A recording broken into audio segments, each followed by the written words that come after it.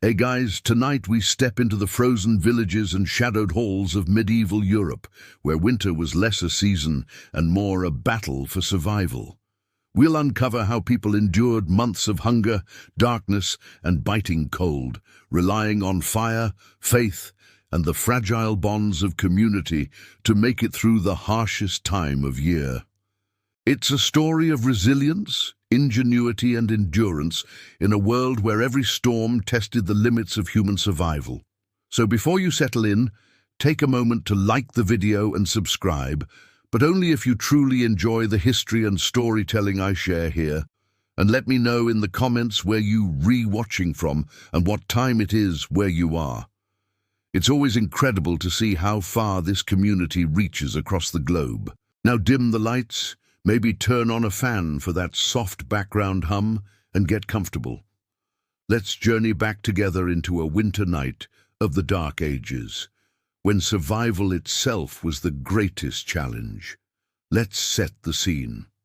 To understand how people survived the brutal winters of the Dark Ages, one must begin with the climate itself. Winter in medieval Europe was never gentle, but the centuries following the fall of Rome carried special challenges.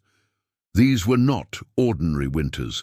They were seasons shaped by both natural cycles and sudden catastrophes that shook entire societies. The European climate in the early Middle Ages was what historians and climatologists sometimes call capricious. It swung between warmer interludes and bitter cold, often within a lifetime.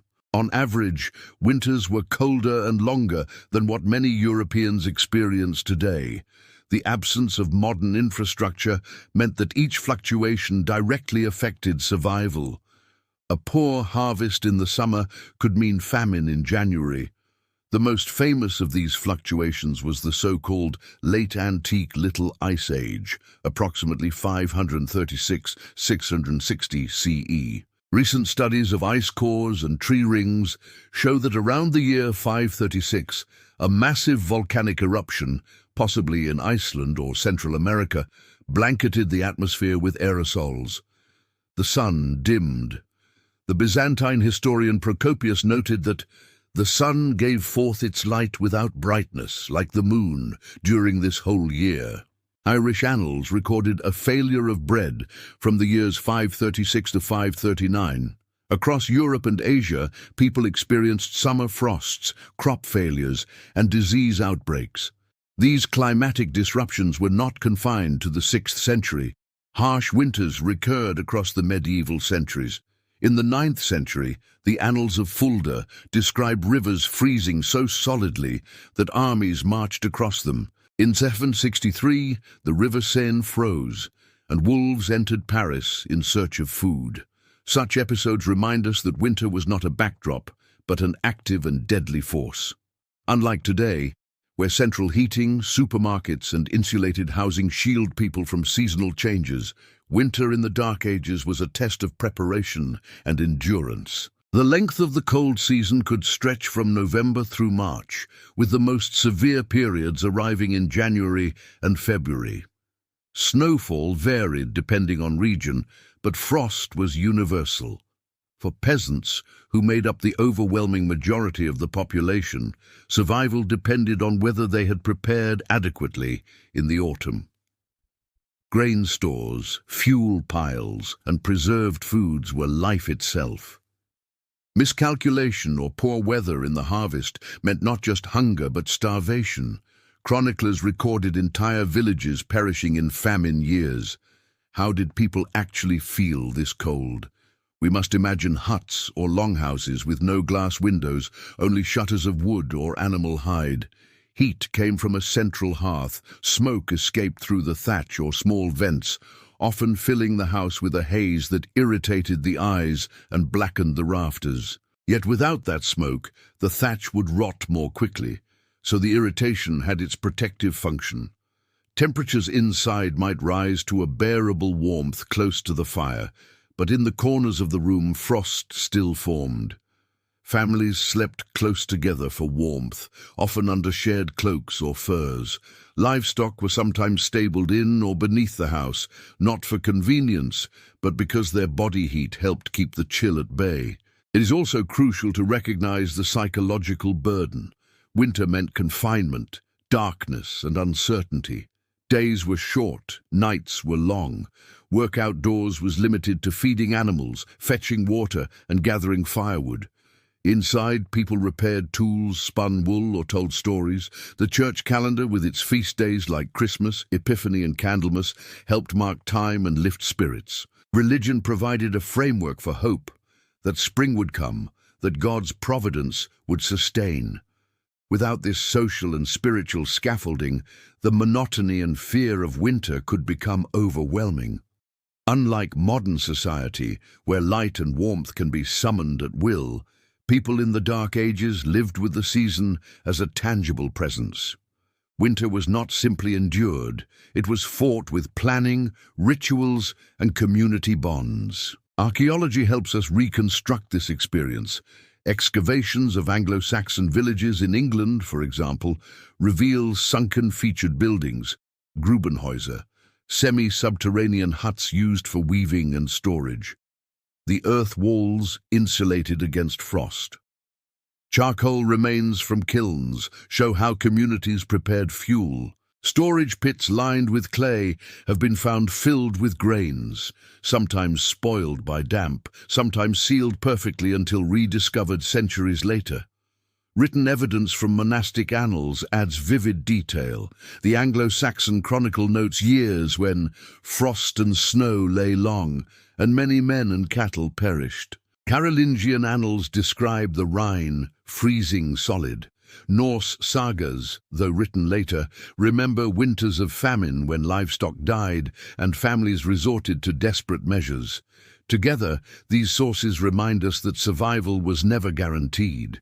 Perhaps the most important point for the historian is this: winter shaped the rhythm of medieval life. It dictated when crops were sown, when animals were slaughtered, when debts were collected, and when armies could march. It was the season that exposed the fragility of human life in the absence of modern technology.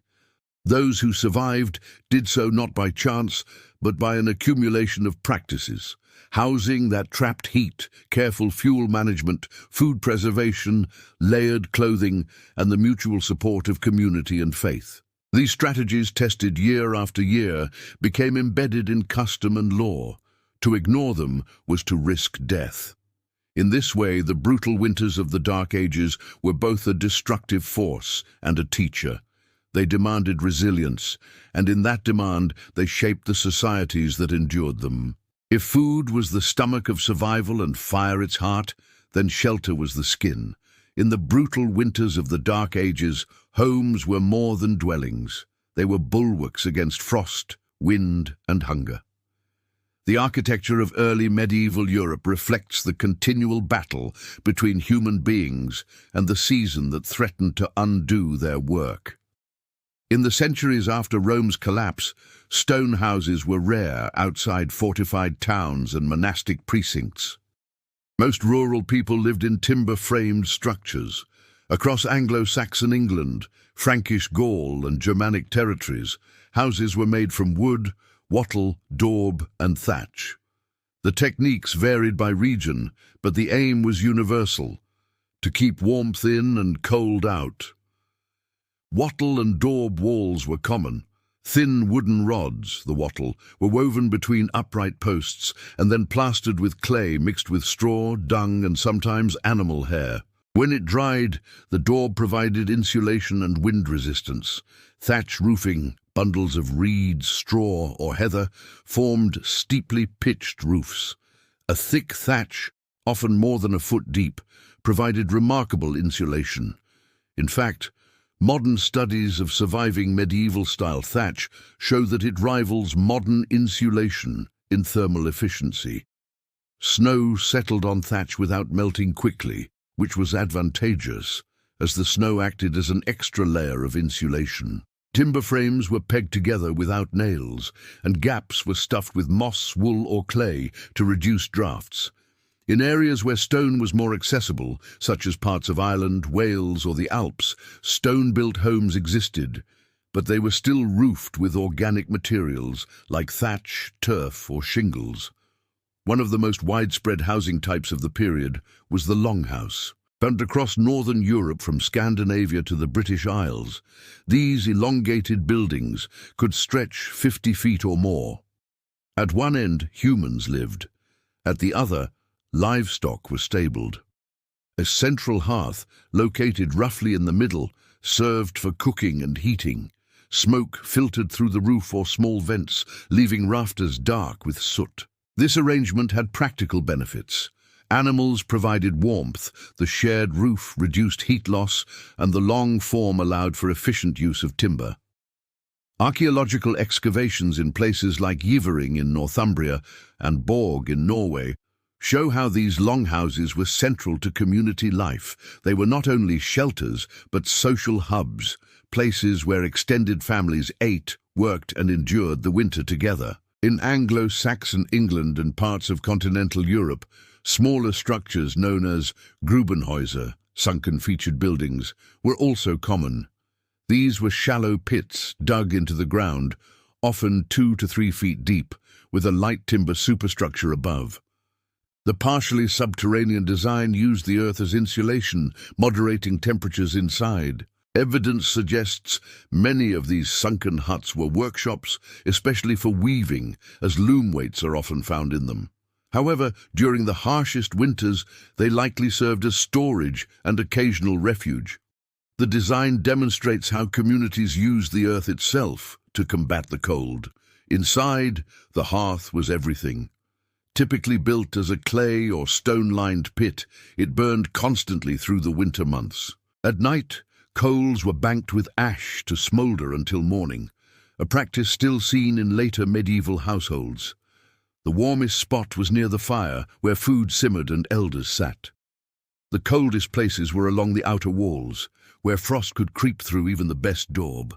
Families often slept together for warmth, sometimes on raised wooden platforms, sometimes on straw mattresses, covered with woolen blankets or animal skins. Wealthier households might have beds with wooden frames and curtains, which trapped body heat like a miniature room. Floors were covered with rushes or straw, renewed periodically to reduce rot and vermin. Archaeological finds show layers of discarded rushes packed with seeds, herbs, and fragments of food, revealing not only a survival strategy, but a snapshot of daily life. Bringing animals indoors was not a sign of poverty, but of necessity. Cows, goats, and sheep emitted heat, which helped keep temperatures bearable. In Icelandic turf houses and Scandinavian longhouses, this practice endured well into the early modern period. Written sources occasionally remark on the smells and inconveniences, but survival outweighed comfort. To a medieval villager, the warmth of a cow in winter was worth the mess. Shelter reflected geography as much as custom. In Scandinavia, turf houses and log construction provided extra insulation against Arctic winds. Turf roofs, cut in sods, were stacked thickly and weighed down with stones, creating near-earth shelters. In the Alps, stone farmhouses with steep roofs were designed to shed snow quickly, preventing collapse under heavy drifts. In the British Isles, timber longhouses and Grubenhäuser dominated, but in the west of Ireland, clochans, beehive-shaped dry stone huts, were built, particularly in monastic contexts where isolation demanded resilience. These variations show a remarkable adaptation.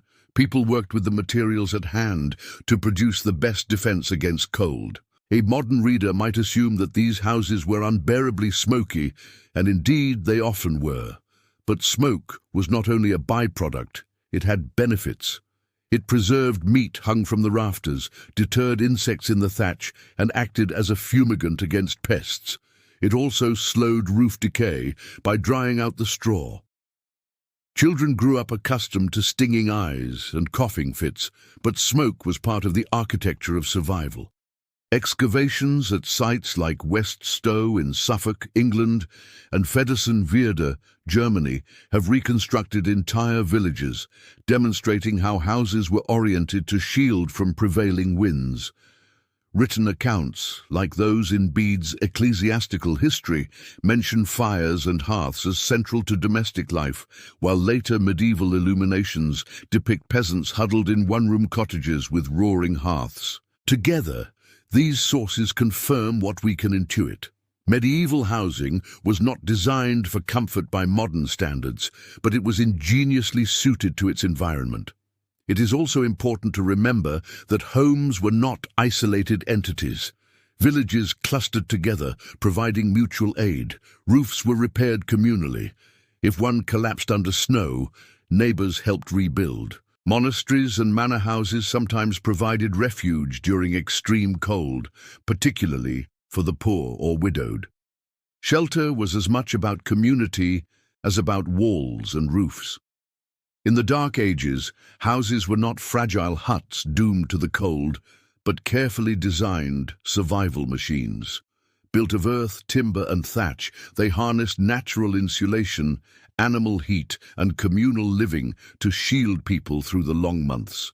Every detail, from the smoke-blackened rafters to the shared beds, was part of a survival system honed by centuries of necessity. If shelter was the skin of survival, then fire was its heartbeat. Without it, homes were icy coffins, food could not be cooked, and life itself faltered. In the Dark Ages, where every winter threatened famine and frostbite, the ability to make and maintain fire was among the most vital skills a community possessed. Fuel and fire were not luxuries but necessities, guarded as carefully as grain. Every house, whether a longhouse in Scandinavia, a Grubenhaus in England, or a stone farmhouse in the Alps, was organized around a central hearth. The hearth was more than a fire pit, it was the pivot of existence. Archaeological finds confirm that these hearths were usually simple clay or stone-lined depressions, with no chimney, but instead a vent in the roof or eaves. The fire was never allowed to die in winter. Coals were banked at night, covered with ash, to smoulder slowly until morning. In the morning, a housewife or servant would rake the coals back to life, using dried tinder and kindling. If the fire went out entirely, relighting was no small matter. Striking flint against steel or using a fire drill took time and effort. In some communities, neighbors shared flame. A household that lost its fire might send a child with a pot of embers to fetch coals from next door. Fire, in other words, was a shared community resource. The primary fuel source was wood. Medieval communities across Europe practiced coppicing, a method of cutting trees back to their stumps to encourage regrowth. Coppiced hazel, ash, and oak produced long, straight poles within a few years, ideal for burning.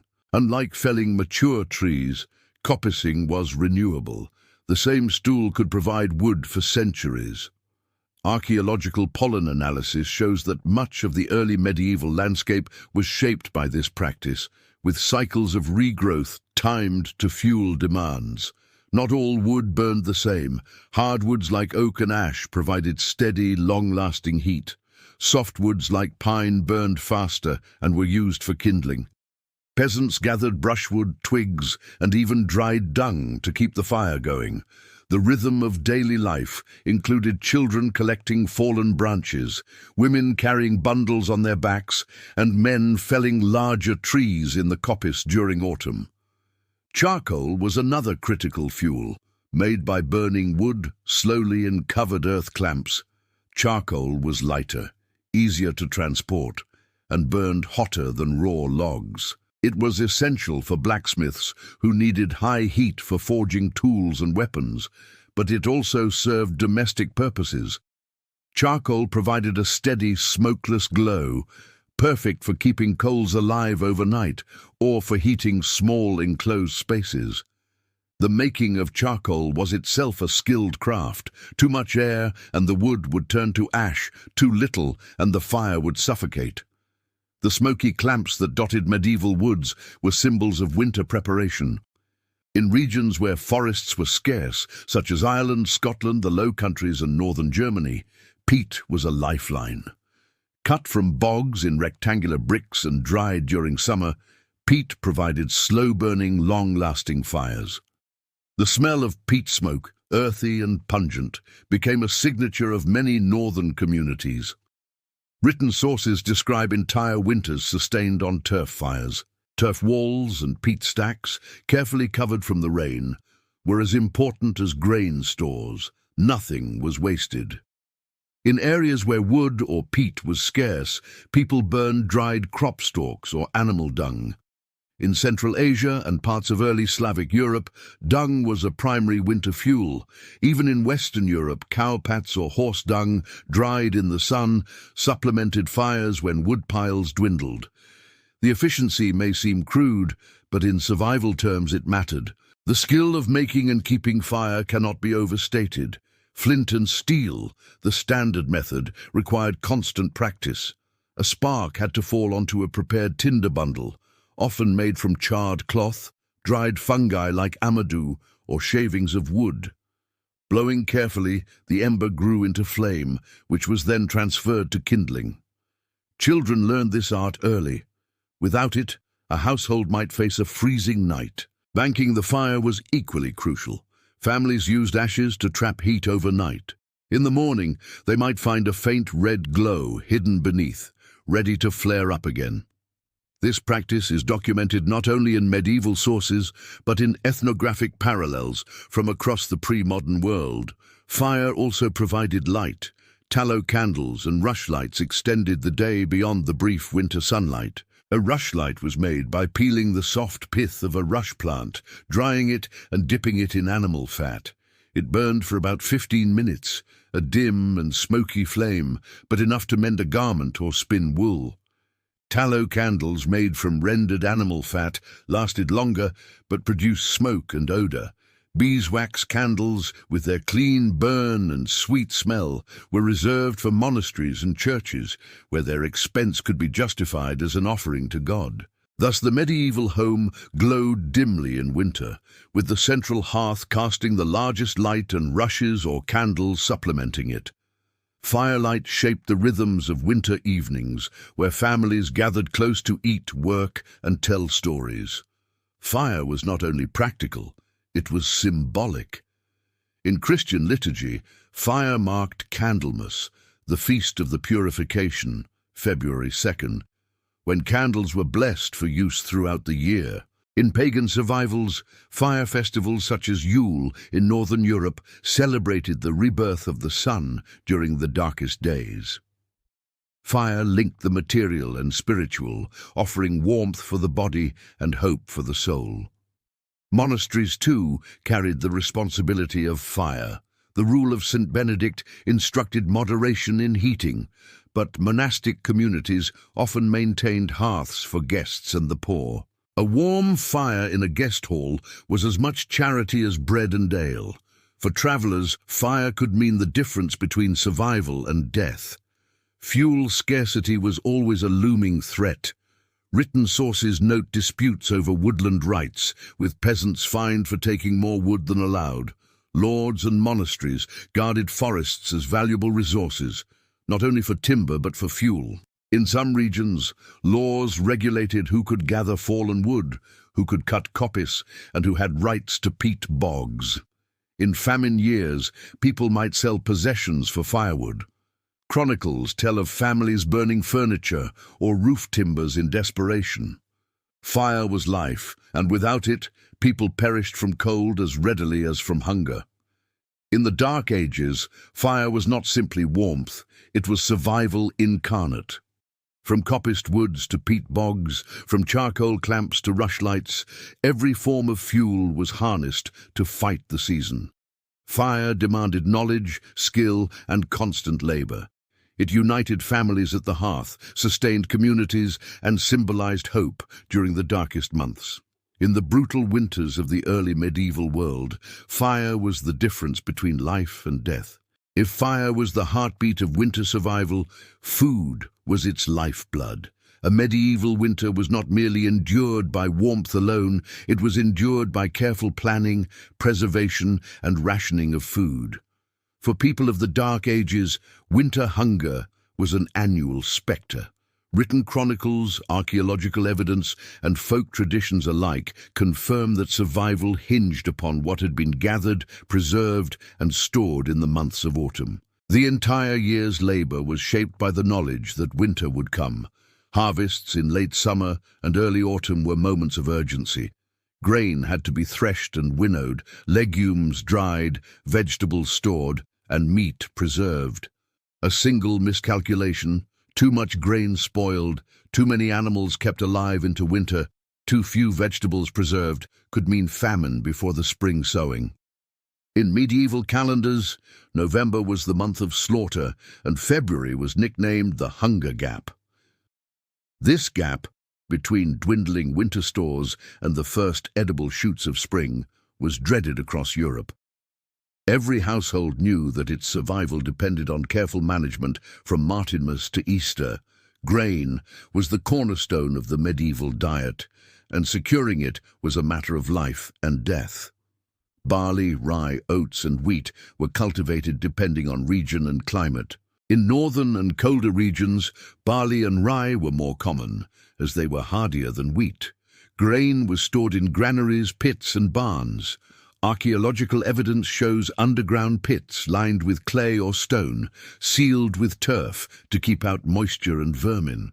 When done properly, such pits could keep grain viable for months. When done poorly, the grain sprouted or rotted, leading to disaster. The bread made from this grain was often dark, coarse, and heavy. Peasants ate bread mixed with rye, barley, or even ground beans and peas, while wealthier households had finer wheat loaves. In winter, bread was soaked in broth or ale to soften it and provide additional nourishment.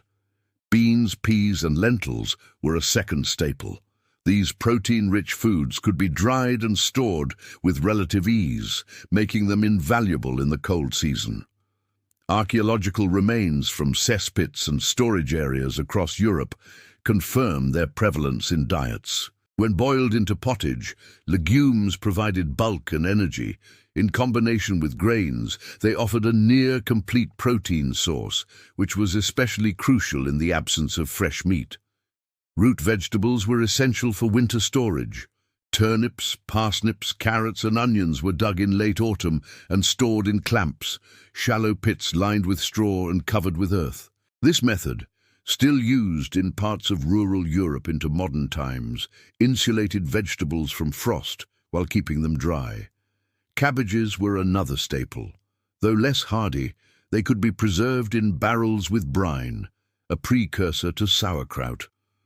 Archaeological and textual evidence suggests that pickled and fermented vegetables were important for surviving the leanest months, providing both nutrition and variety. Meat was a seasonal luxury, but in winter it was indispensable. November, around Martinmas, was the traditional time for slaughter. Animals that could not be fed through winter were killed and their flesh preserved. This practice freed up limited fodder for breeding stock while ensuring food reserves for the coldest months. Preservation methods included salting. Meat was rubbed with salt or stored in brine barrels, drawing out moisture and preventing bacterial growth. Smoking. Strips of pork, beef, or fish were hung over low fires in smokehouses, turning dark and leathery. Smoke preserved and flavored them while keeping insects away. Drying. In drier climates, meat and fish could be air-dried, a method especially common in Scandinavia. Stockfish, dried cod, became a staple export. The meat of pigs, which fattened quickly on autumn acorns, was particularly valued. Pork was salted, smoked, or made into sausages that kept for weeks. Beef, more expensive, was often eaten by wealthier households. Chickens and geese provided occasional winter feasts.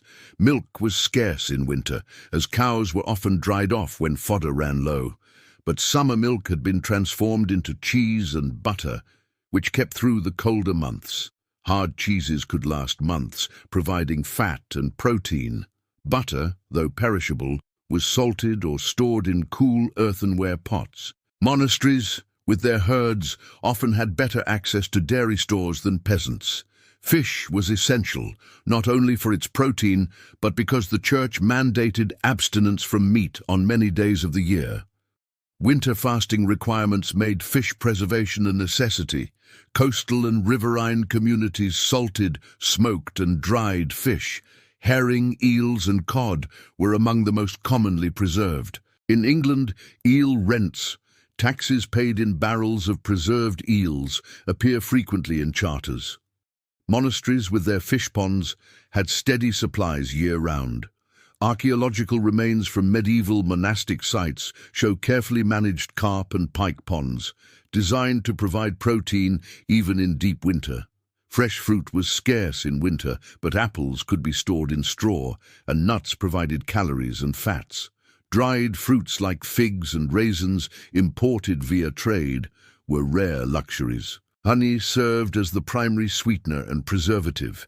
Even honeycombs, sealed in wax, could last through winter. Herbs like sage, thyme, and mint, dried in summer, added flavor and medicinal qualities to otherwise monotonous meals. What, then, did a typical winter meal look like? For most peasants, the answer was pottage. This thick stew of grain, legumes, and vegetables simmered continuously over the hearth.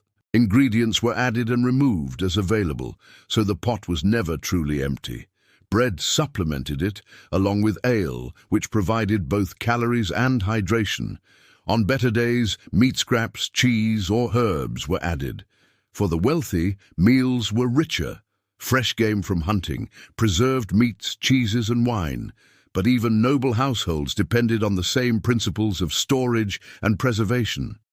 Winter did not discriminate between rich and poor, though wealth softened its blow. Despite all precautions, famine was a constant risk. Bad harvests, war, or poor preservation could exhaust stores before spring. The months of February and March, when supplies were lowest, were dreaded. Chroniclers described desperate measures, boiling weeds, eating tree bark, or grinding acorns into flour. Archaeological studies of skeletons from famine years show evidence of malnutrition, stunted growth, and disease. It was in this context that monasteries and churches often became lifelines. Almsgiving, the distribution of bread and ale, was both a Christian duty and a community necessity. The survival of the poor often depended on the generosity or obligation of those with greater resources. Winter survival in the Dark Ages was above all a triumph of preparation. Grain in pits, vegetables in clamps, salted pork in smokehouses, dried fish in barrels, all were stores of hope against the frozen months. Meals were simple but sustaining, dominated by bread and pottage. In famine years, ingenuity and faith were tested to their limits.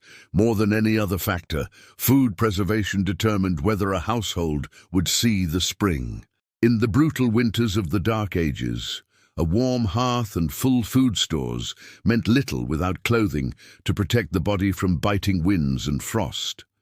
Unlike today, where textiles are mass-produced and widely accessible, every garment in the early medieval world represented hours, often weeks, of labor. Wool, linen, and fur were transformed into the armor that allowed men, women, and children to endure the winter months. Survival depended not only on the walls of the house, but on the layers wrapped around the human body. Wool was the most important textile of the Dark Ages. Sheep were kept not just for meat, but primarily for their fleece, which provided an annually renewable supply of fiber. Archaeological finds, as well as references in law codes and monastic records, confirm the centrality of sheep husbandry in early medieval Europe. Wool had several advantages. Insulation. Even when damp, wool retains much of its insulating power, a crucial quality in wet northern climates. Versatility. It could be spun into fine thread for lighter garments or into thicker yarns for cloaks and blankets. Durability. Wool garments were hard-wearing, lasting for years with mending. Woolen cloaks, known by various names across Europe, such as the Anglo-Saxon sickles or the Frankish kappa, were winter essentials. These cloaks were often fastened with brooches or pins at the shoulder, draping the body in a protective shell. Beneath the wool, linen provided comfort. Flax was grown, retted, spun, and woven into smooth fabric. While linen offered little insulation, it was far more comfortable against the skin than coarse wool. The combination of linen undergarments with wool outer garments created a system of layering, still used in cold climates today. Breathable base layers, insulating middle layers, and protective outer garments. Head and neck coverings were essential in winter survival. A great deal of body heat is lost through the head, and medieval communities recognized this through practice. Hoods, the Anglo-Saxon cowl or Latin cuculla, were common, worn by peasants and monks alike. Some hoods extended into shoulder coverings, functioning almost like capes. The wealthy often lined cloaks with fur, squirrel, rabbit, or sheepskin, while poorer folk made do with thick wool. Illuminated manuscripts, such as the Luttrell Psalter, 14th century, but reflecting older traditions, depict peasants in layered tunics and hoods during winter labors, testifying to the continuity of such garments. The legs were especially vulnerable during outdoor work. Early medieval men wore leg wrappings, known in Old English as winingas. These were long woolen strips, wound around the calves and secured with ties. They provided insulation, protected against scratches, and kept trousers close to the body. Archaeological textile finds at sites like Jorvik in York confirm their widespread use. Shoes were simple leather constructions, often ankle-high, stitched from a single piece of hide. In winter, straw was stuffed inside for insulation. Wealthier individuals had lined boots, but peasants relied on constant patching and layering to keep feet warm and dry. Women's winter clothing was equally layered. An under-tunic of linen was worn beneath a heavier woolen gown, belted at the waist. Over this, women might wear cloaks or mantles, often fastened with decorative brooches. Archaeological graves in Anglo-Saxon England frequently contain pairs of brooches at the shoulders, indicating the fastening of layered garments. Aprons and overdresses added both warmth and functionality. Woolen shawls were wrapped around the shoulders, while head coverings, veils, caps, or wimples protected against wind. These garments were practical, but they also reflected cultural identity. Regional styles of brooches and textiles reveal how clothing functioned as both survival gear and marker of community. Children were particularly vulnerable to cold. Infant mortality soared in winter months, and part of survival strategy was wrapping children in multiple layers of wool and fur. Swaddling, the wrapping of infants in strips of cloth, helped keep warmth close to the body. Older children wore miniature versions of adult garments, often hand-me-downs, repeatedly patched and repurposed. For the wealthy, fur garments were both a symbol of status and a genuine defense against the cold. Squirrel, marten, and ermine pelts lined cloaks and hoods. Royal households imported fine furs from Scandinavia and Russia, where colder climates produced dense pelts. Carolingian rulers, for instance, received tribute in furs from northern peoples. For peasants, fur meant sheepskin, rabbit, or whatever small animals could be trapped locally. Sheepskin cloaks, with the fleece worn inward, served as both coat and blanket. Behind every garment lay an immense investment of labor. Wool had to be shorn in spring, washed, carded, and spun into thread. Women did the bulk of this work, often spinning while tending animals or children. Spinning wheels were not yet common in Europe. Instead, drop spindles were used, which made the process slow and continuous. Weaving was often done in sunken-featured buildings, Grubenhäuser, whose earth-insulated walls kept conditions stable for looms. Loom weights recovered from these sites across England and Germany attest to the importance of weaving in every settlement. Dyes made from plants like woad, blue, madder, red, and weld, yellow, were used sparingly, as most winter garments were undyed browns, greys, or off-whites. The scale of textile production cannot be overstated. A single woolen tunic might require the fleece of several sheep and weeks of spinning and weaving. In this sense, every cloak represented the communal labor of family and village. Because of this labor, garments were treasured and repaired repeatedly. Patching was not a mark of shame, but of prudence. Archaeological textiles often show multiple layers of mending. Old cloaks were cut down into children's garments, then into rags, then into stuffing for shoes or bedding. Nothing was wasted. The value of clothing appears even in early medieval law codes.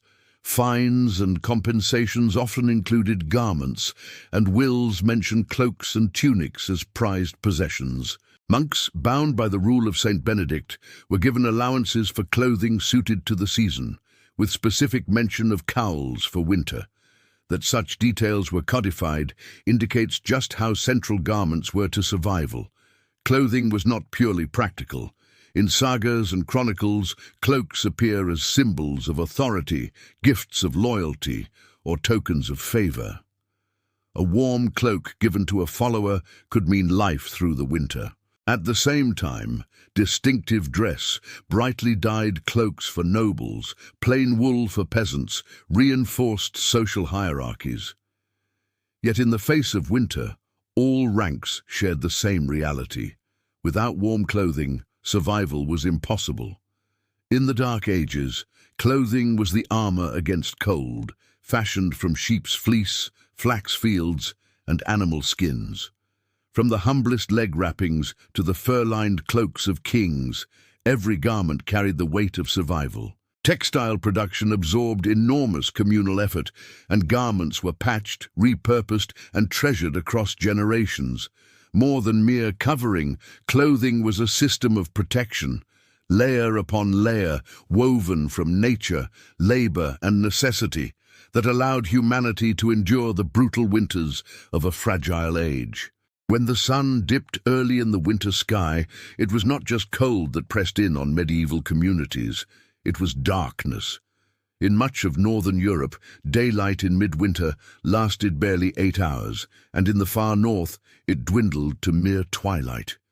Without artificial light beyond the flicker of fire and the faint glow of candles, the Dark Ages truly earned their name in winter months. Yet far from surrendering to the night, people developed ways, both practical and symbolic, to survive it. Time itself was measured by the rhythm of sun and season. The modern division of the day into 24 fixed hours did not yet govern rural life. Instead, days were reckoned by daylight and nights by watches. In December and January, work ended when daylight failed and evenings stretched into long hours around the hearth. For those living in northern latitudes, Britain, Scandinavia, or the Frankish kingdoms, the psychological weight of these extended nights was immense. Darkness was not simply an absence of light, but an active presence, one that shaped routine, work, and belief. The hearth provided the most consistent source of illumination. Firelight glowed unevenly, throwing shadows across the wattle and daub walls and flickering on smoke-darkened rafters.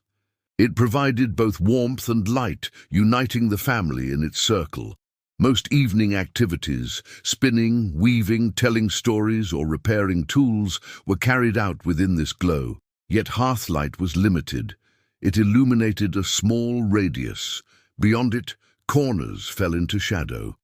The medieval home was a world of contrasts, the bright core of the fire and the deep gloom of unlit corners. People's eyes adjusted to this dimness, but tasks requiring precision, like sewing fine stitches, were difficult or postponed until daylight. Beyond the hearth, candles offered another layer of light. Two types predominated. Tallow candles were the most common. Made from animal fat, usually beef or mutton, tallow was rendered and poured around a wick. These candles were smoky, emitted an acrid smell, and dripped quickly, but they were cheap and accessible, especially after November slaughter, when animal fat was abundant. Beeswax candles were the gold standard of medieval lighting. They burned longer, cleaner, and brighter than tallow.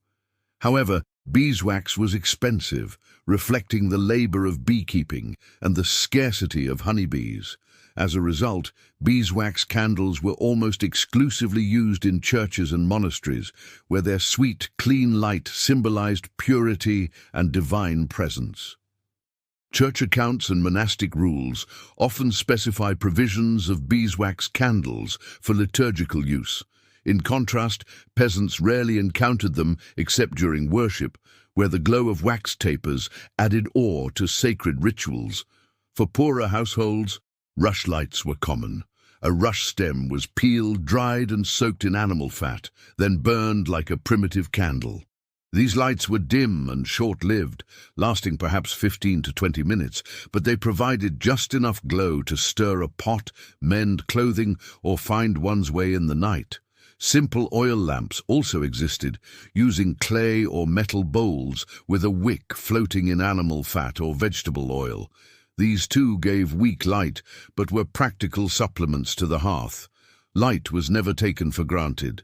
Candles and rushes were rationed carefully. Households did not keep every corner lit but economized, often relying on firelight alone.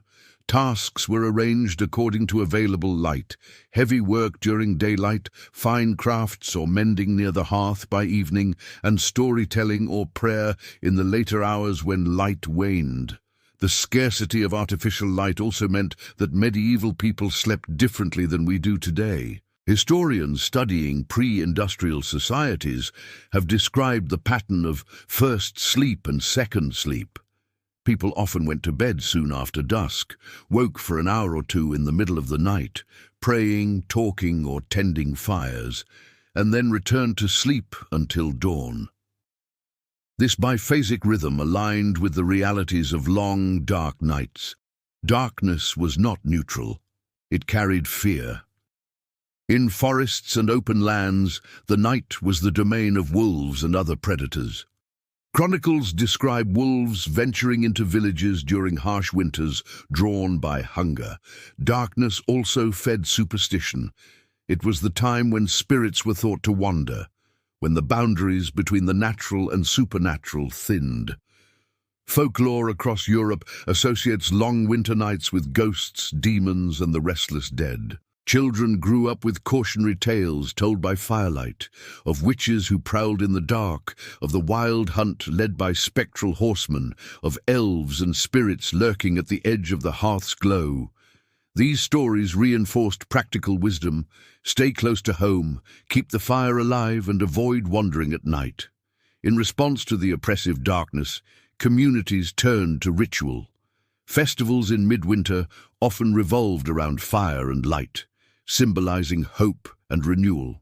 Yule, celebrated in Germanic and Norse lands, marked the solstice with fires, feasts, and evergreen decorations.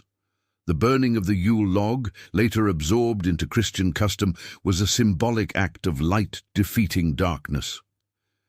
Christmas became the central Christian festival of winter, timed to coincide with solstice traditions. Candles and fires marked Christ as the light of the world, a spiritual answer to the long nights. Candlemas, February 2nd, was another key date when candles were blessed for use throughout the year. The ritual underscored the sacred role of light, both physical and spiritual, in pushing back against winter's darkness. These festivals were not merely symbolic. They punctuated the season, giving psychological relief and reminding communities that darkness would yield to spring. Monasteries were exceptional in their relationship with light. Monks followed the divine office, praying at set hours day and night. To maintain this rhythm, they required artificial light during nocturnal vigils. Beeswax candles and oil lamps illuminated cloisters and churches. For the wider community, monasteries stood as beacons, literal islands of light in the surrounding dark. Travelers could sometimes see the glow of a monastery church from afar, a reminder of sanctuary amid the winter night. Evenings by the hearth were not only about survival, but about community. Storytelling, song, and prayer filled the long hours. Oral traditions, legends of saints, tales of ancestors, heroic epics were passed down in these hours of enforced togetherness. Darkness, in this sense, was not only an enemy, but also a binding force, bringing families close around a common fire. Light was never taken for granted. The glow of a hearth, the flicker of a tallow candle, the brief flare of a rushlight, these were treasures that shaped daily rhythm and cultural meaning. Darkness was feared, but it also structured community life, storytelling, and spiritual practice. Festivals of light gave hope in the bleakest season, and monasteries turned flame into a symbol of divine presence. To endure winter was to endure darkness, and in doing so, medieval people crafted a world where even the smallest flame carried immense weight. When historians study the survival strategies of the Dark Ages, it becomes clear that no household could endure winter alone. Food, fire, and shelter were essential, but community was the true glue of survival. In an age before modern states or centralized welfare, mutual aid and shared labor determined whether villages starved or thrived. The brutal winters of the early medieval period tested not only individual resilience, but also the strength of collective bonds. The fundamental unit of winter survival was the village community.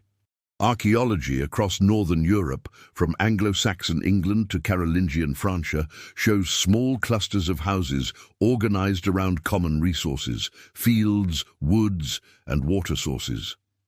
Winter amplified the importance of these collective arrangements. When snow blocked paths and rivers froze, villagers relied on one another for labor and supplies. Roofs sagging under snow were cleared by neighbors working together. Wood was cut in teams from communal coppices, and hunting parties provided food not only for themselves, but for the wider group. Survival was more efficient when work was shared. Food was always precarious in winter, and communities developed ways to share or redistribute resources. Feasts and communal slaughter. November slaughter days were often community events. Families gathered to kill surplus livestock, pooling labor to butcher, salt, and smoke meat. Portions were sometimes shared, particularly with widows or those unable to contribute. Communal ovens. In many medieval villages, ovens were shared, saving fuel and labor. A single large bake could supply multiple households. Almsgiving. Christian obligation reinforced survival. Wealthier peasants and lords were expected to give alms, bread, ale, or firewood, to those in need. To refuse was to risk both social shame and spiritual peril. This pooling of resources mitigated famine risk. While some families might have more grain or meat than others, redistribution, whether voluntary or compelled, ensured the community as a whole stood a better chance. Monasteries played a particularly vital role in community survival. According to the rule of Saint Benedict, written in the 6th century, hospitality was a sacred duty. Let all guests who arrive be received as Christ. This meant that monasteries were obliged to offer shelter, food, and warmth, even in winter. Monks maintained almonries where bread and ale were distributed to the poor. Fish ponds and dairy herds sustained supplies that nearby villages might draw upon in harsh years. Chronicles record monasteries feeding thousands during famines. While monasteries were spiritual centers, they were also practical anchors of survival. Even in cold months, work did not cease. Men and women alike engaged in winter tasks that required cooperation, threshing grain in barns, separating kernels from chaff, repairing tools and carts, often done communally in workshops, weaving and spinning where women worked together, sharing wool and dye resources, clearing snow from paths to maintain access to wells, byres, and neighboring homes. Such work was often accompanied by social rituals, storytelling, singing, or shared meals that reinforced bonds. Winter labor was not only survival, but also a form of community cohesion. Mutual aid was not left to goodwill alone. It was reinforced by law and custom. Early medieval law codes frequently mention obligations to assist neighbors. For example, Frankish law specified fines for those who failed to maintain communal dikes or roads, infrastructure crucial for survival in flood-prone winters. Anglo-Saxon law codes note responsibilities for landholders to provide food or shelter for dependents in times of scarcity. Manorial systems, emerging in the later Dark Ages, bound peasants to lords, but lords also carried obligations to ensure basic subsistence for their tenants. In this way, survival was woven into the very fabric of governance. Religion gave moral weight to mutual aid. Sermons emphasized the sin of hoarding in times of need. Saints' lives often included miraculous feedings of the poor, held up as models for wealthy landholders. Festivals, too, reinforced sharing. Christmas feasts often included distribution of leftovers to the needy. Candlemas and Lent encouraged charity as preparation for spiritual renewal. Yule traditions in Germanic lands involved communal drinking and feasting, symbolizing unity in the darkest months. These rituals were not merely pious, they were practical mechanisms to ensure redistribution and morale. Despite these systems, winters of famine revealed both the strength and weakness of communal survival. Chronicles describe years when scarcity drove people to desperate measures. In 9th century France, famine led to reports of cannibalism. The Anglo-Saxon Chronicle notes years when many men and cattle perished from both frost and hunger. Archaeological studies of skeletal remains reveal malnutrition and stunted growth, confirming that even with mutual aid, survival could not always be guaranteed. In such years, community bonds were strained. Wealthier households sometimes hoarded, while others stole. Yet even in famine, monasteries and churches often became focal points for relief, demonstrating how deeply ingrained the principle of communal survival was. Winter togetherness also produced stories that reinforced survival wisdom. Fireside tales warned against selfishness or praised generosity.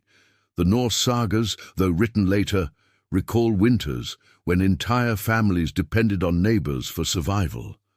Anglo-Saxon poetry, such as The Wanderer, reflects on the loneliness of losing one's kin, a reminder that isolation in winter was not only dangerous but profoundly feared. Even folk practices, such as leaving food offerings for spirits or the poor, reinforce the idea that resources should circulate rather than stagnate. Beyond material aid, community provided psychological resilience. Long winters could breed despair.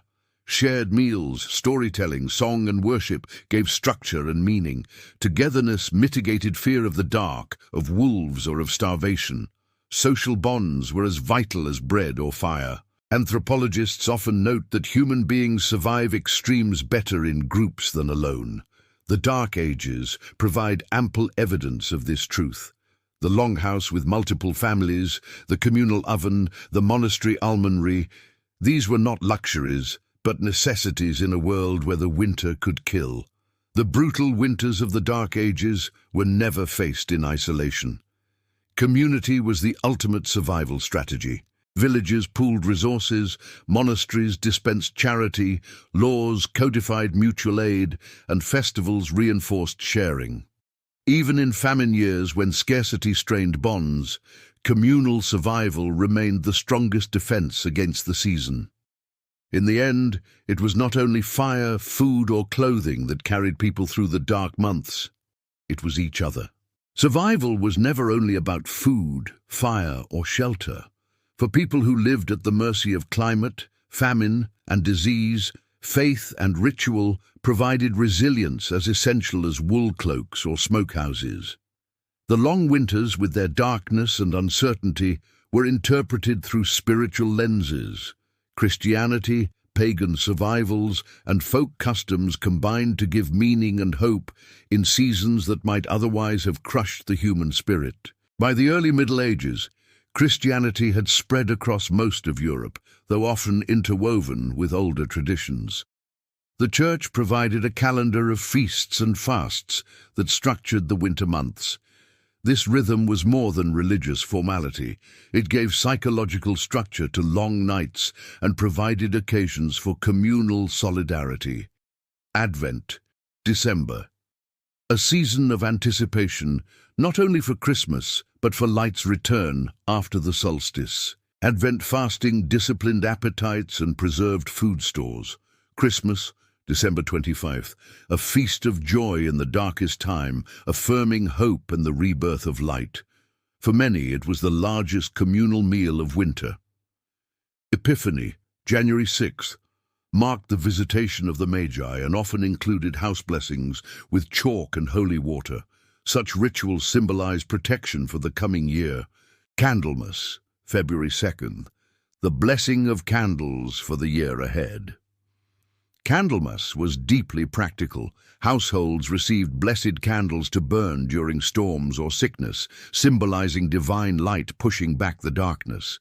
These festivals punctuated the monotony of winter and offered reassurance that time was moving forward, however slowly. The cult of saints was central to medieval piety, and many saints were invoked against winter's dangers. St. Martin of Tours, whose feast in November coincided with the slaughter season, was often associated with provision before winter.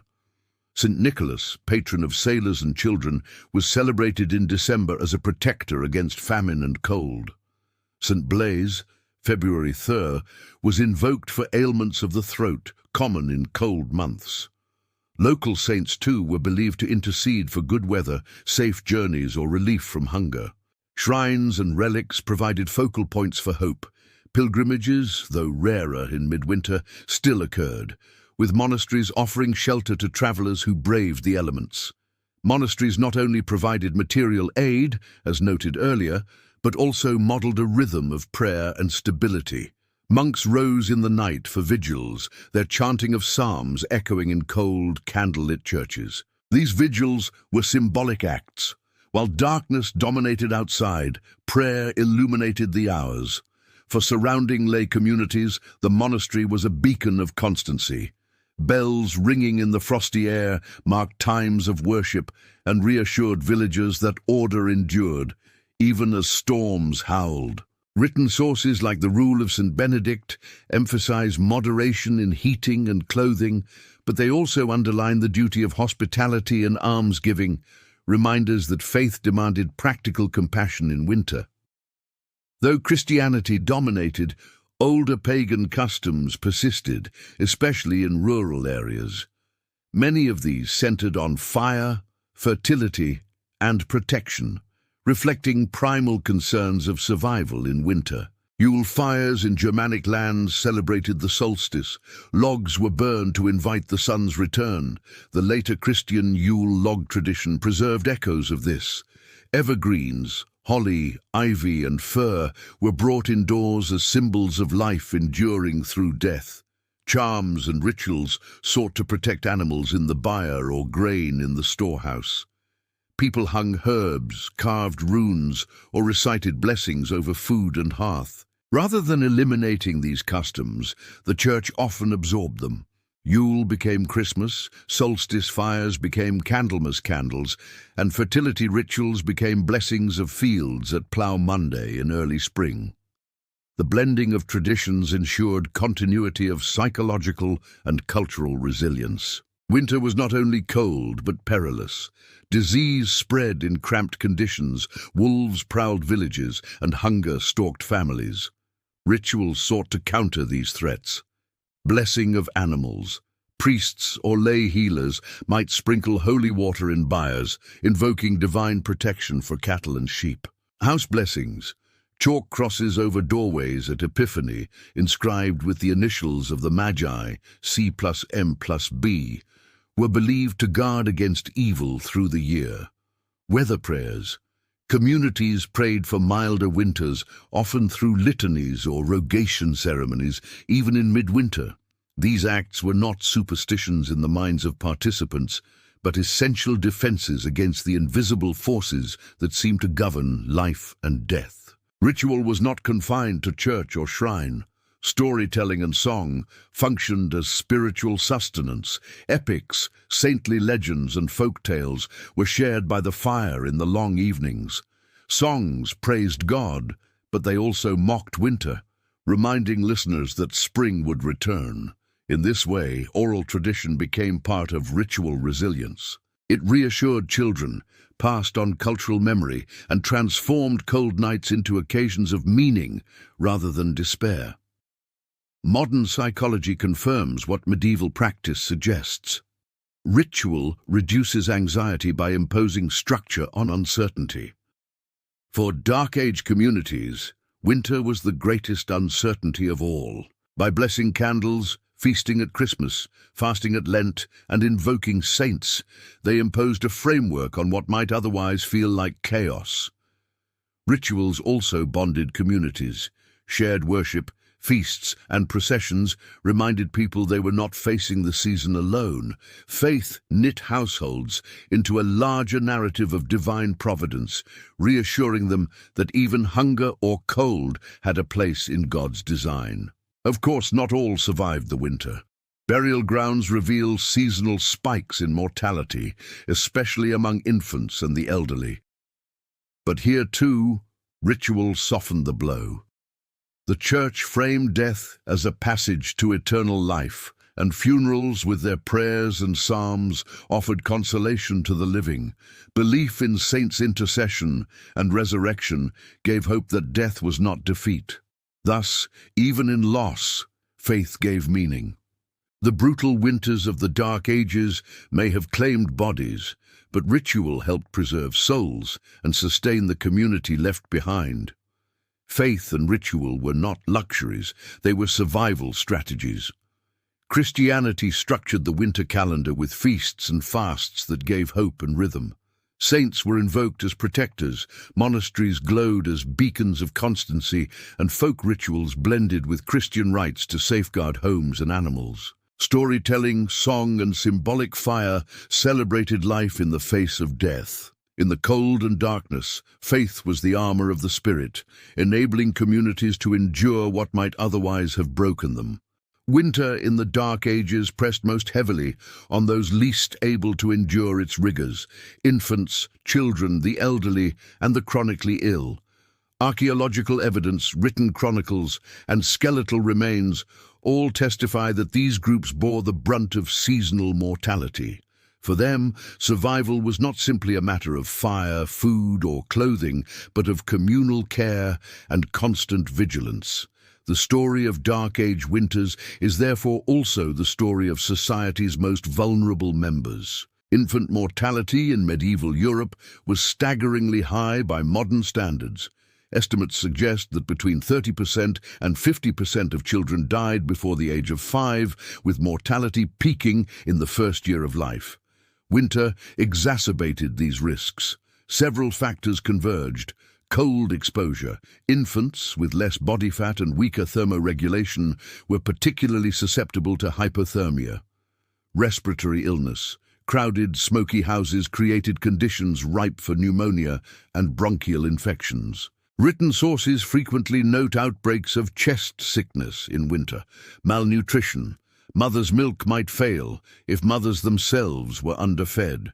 Stored foods lacked vitamins. Scurvy and rickets could emerge after long winters. Swaddling, the common practice of wrapping infants tightly in strips of cloth, provided warmth and security. Archaeological evidence of swaddling bands and literary references confirm this widespread custom.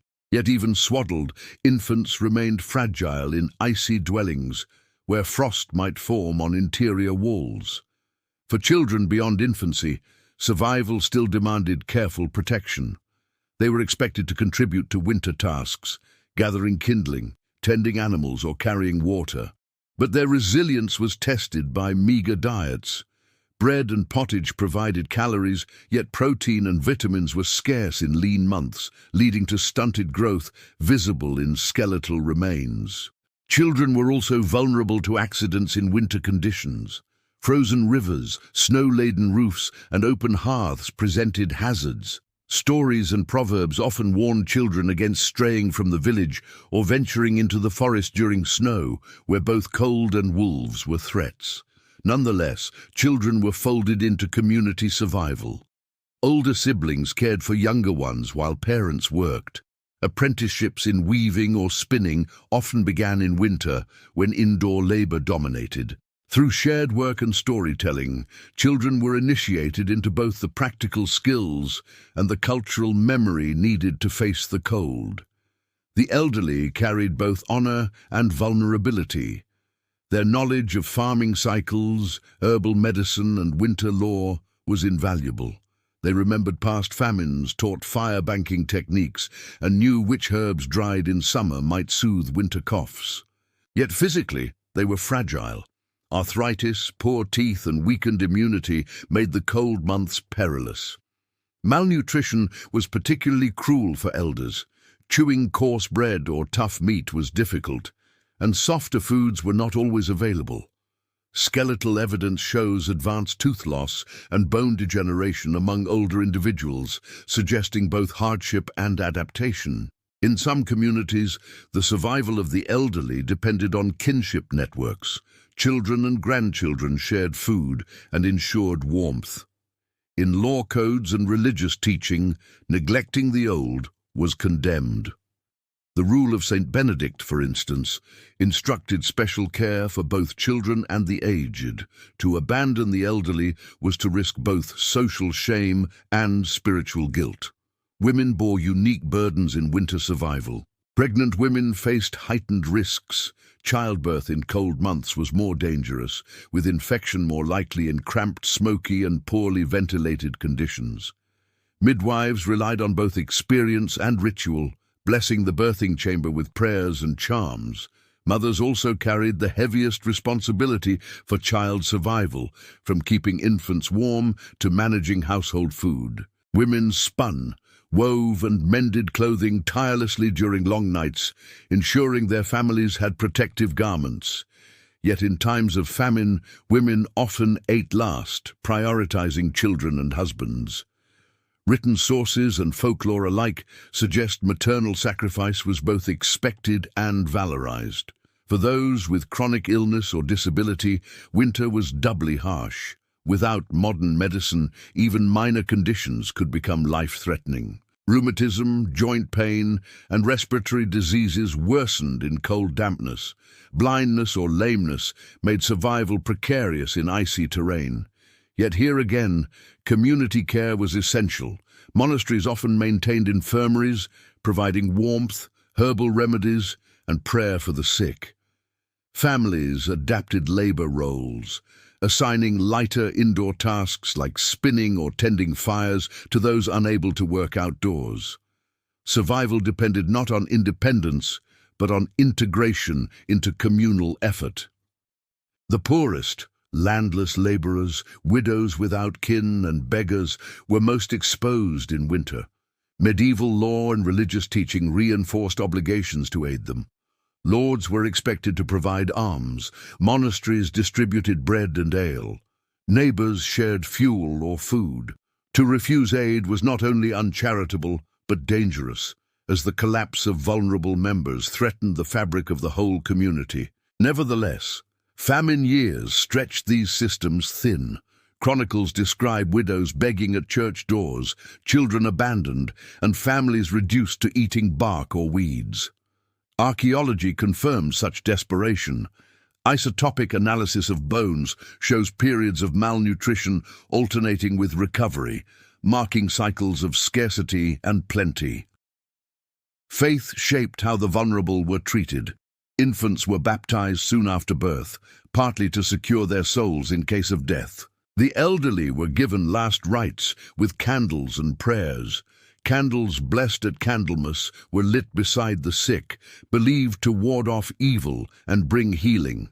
Saints such as Saint Nicholas, protector of children, or Saint Giles, patron of the poor and disabled, were invoked for aid.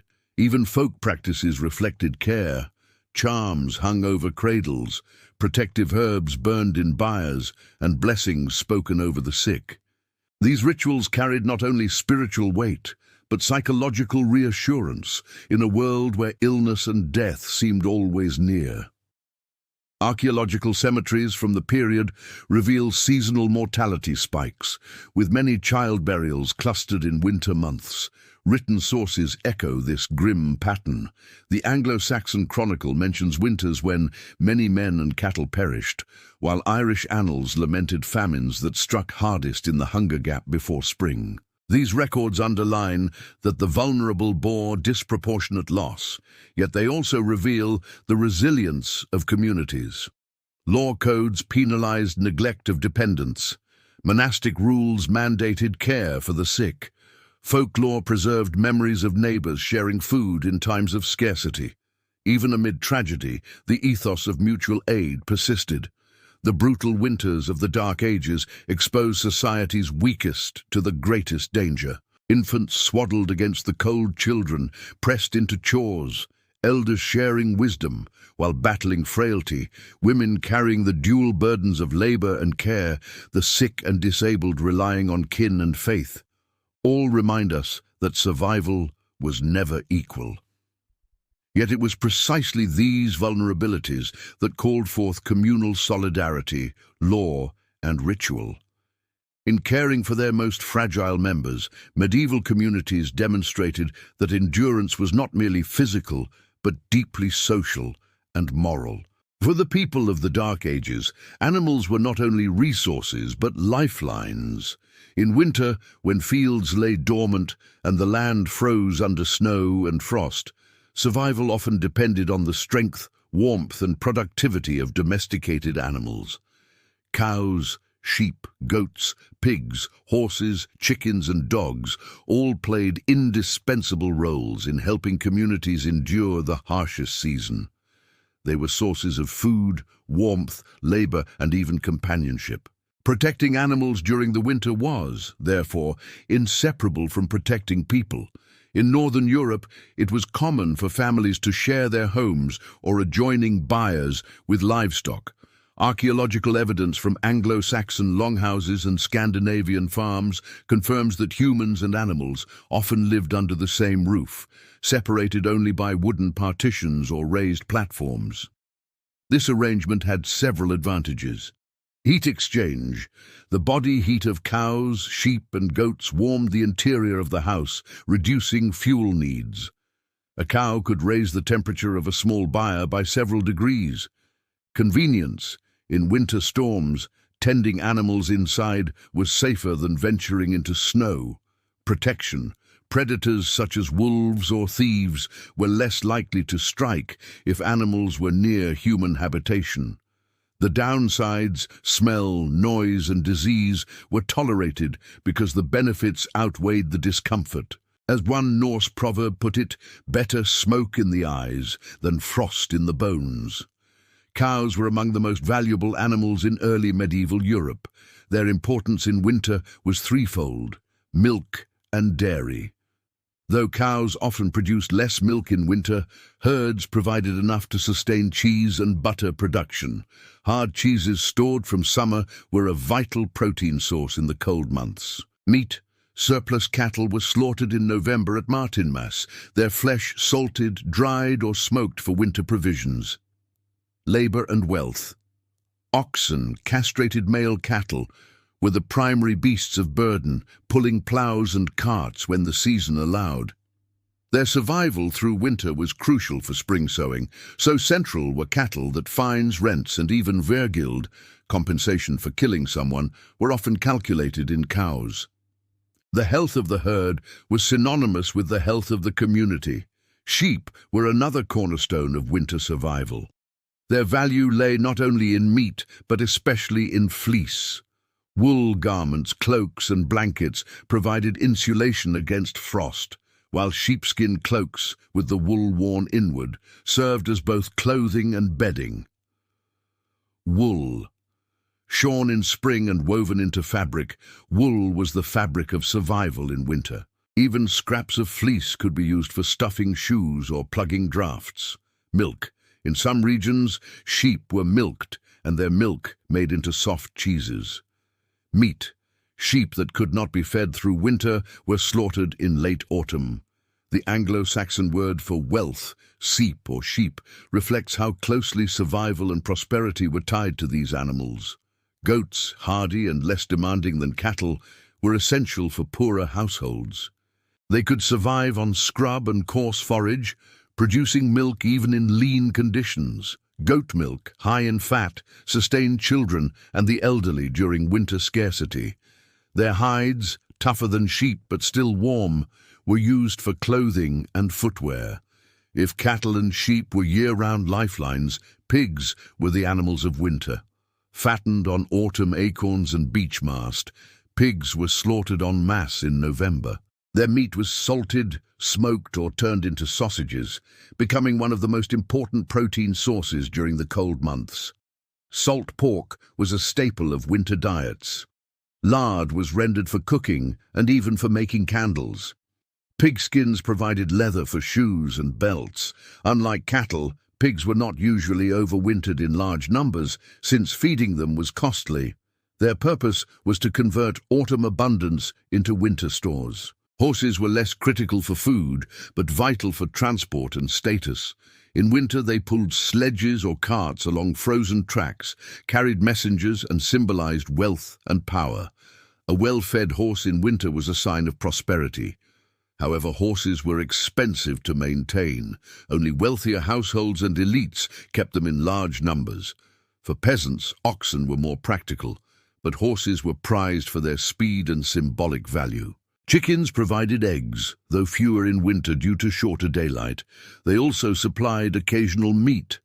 Geese and ducks, fattened in autumn, were slaughtered for winter feasts. Feathers from birds provided insulation for bedding and clothing. Even rabbits and hares, trapped in winter snares, contributed furs and meat. Dogs were indispensable in winter. Herding dogs kept sheep and goats safe from wolves. Hunting dogs helped catch game when wild food was scarce. Guard dogs protected households from thieves or predators. Cats, though less celebrated in early medieval texts, were kept for their ability to hunt mice and rats, vital protectors of grain stores.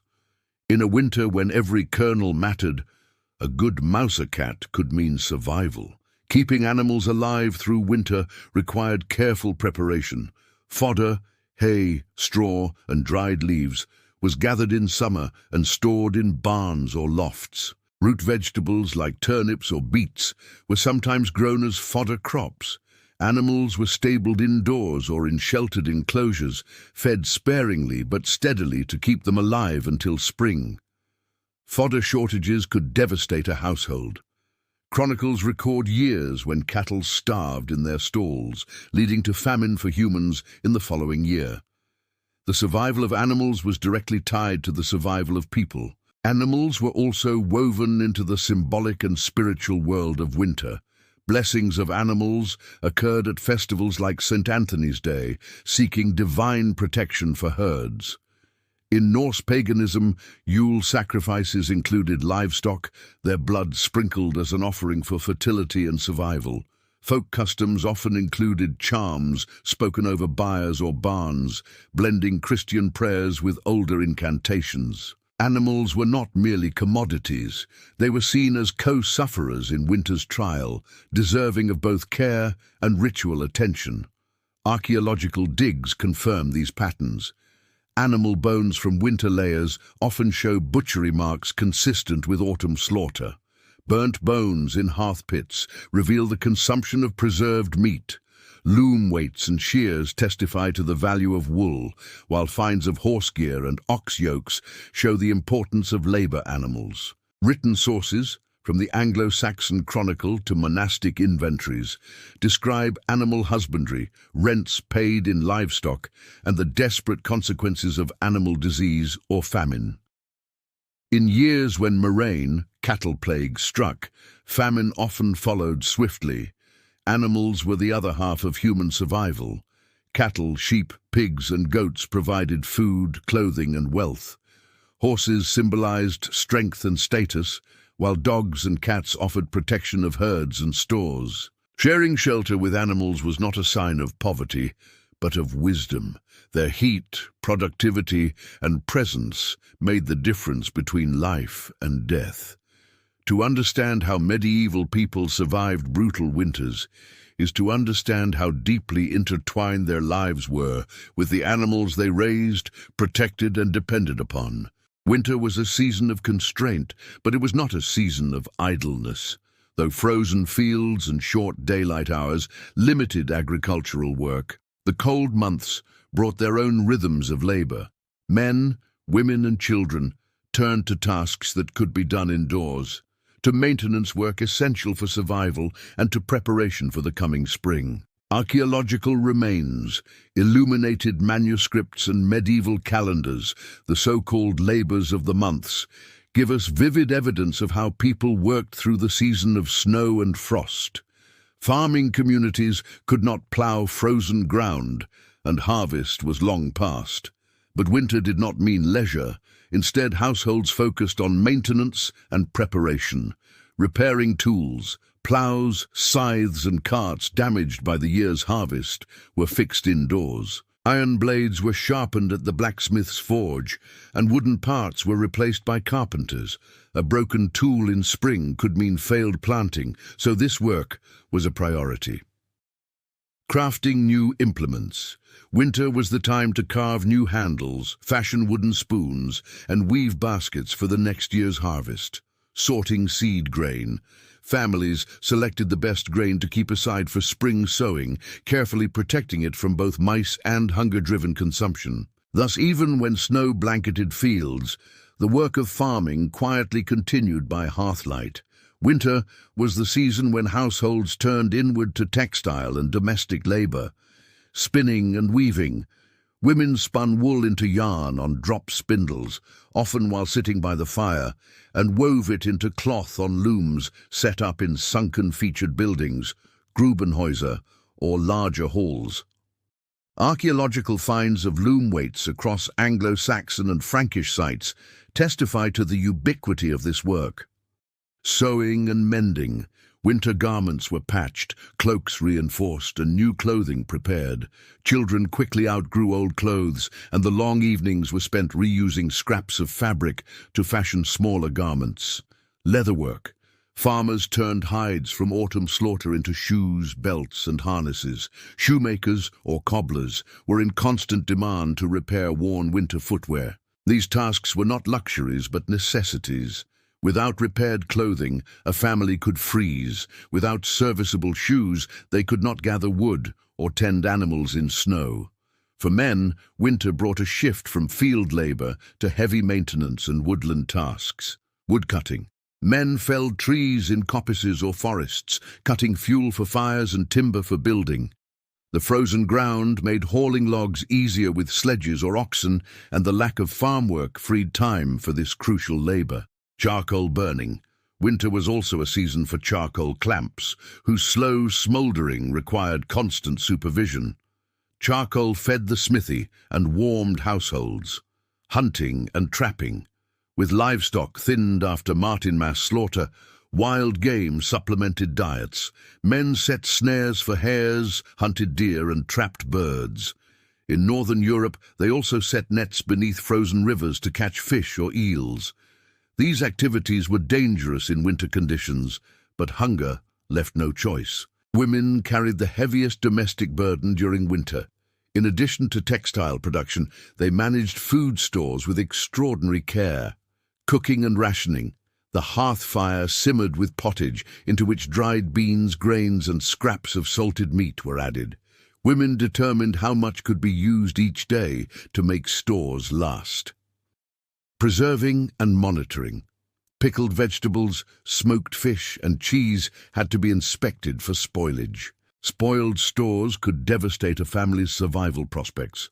Childcare. In the smoky, confined winter hall, women kept infants swaddled, children occupied, and sickness in check with herbal remedies.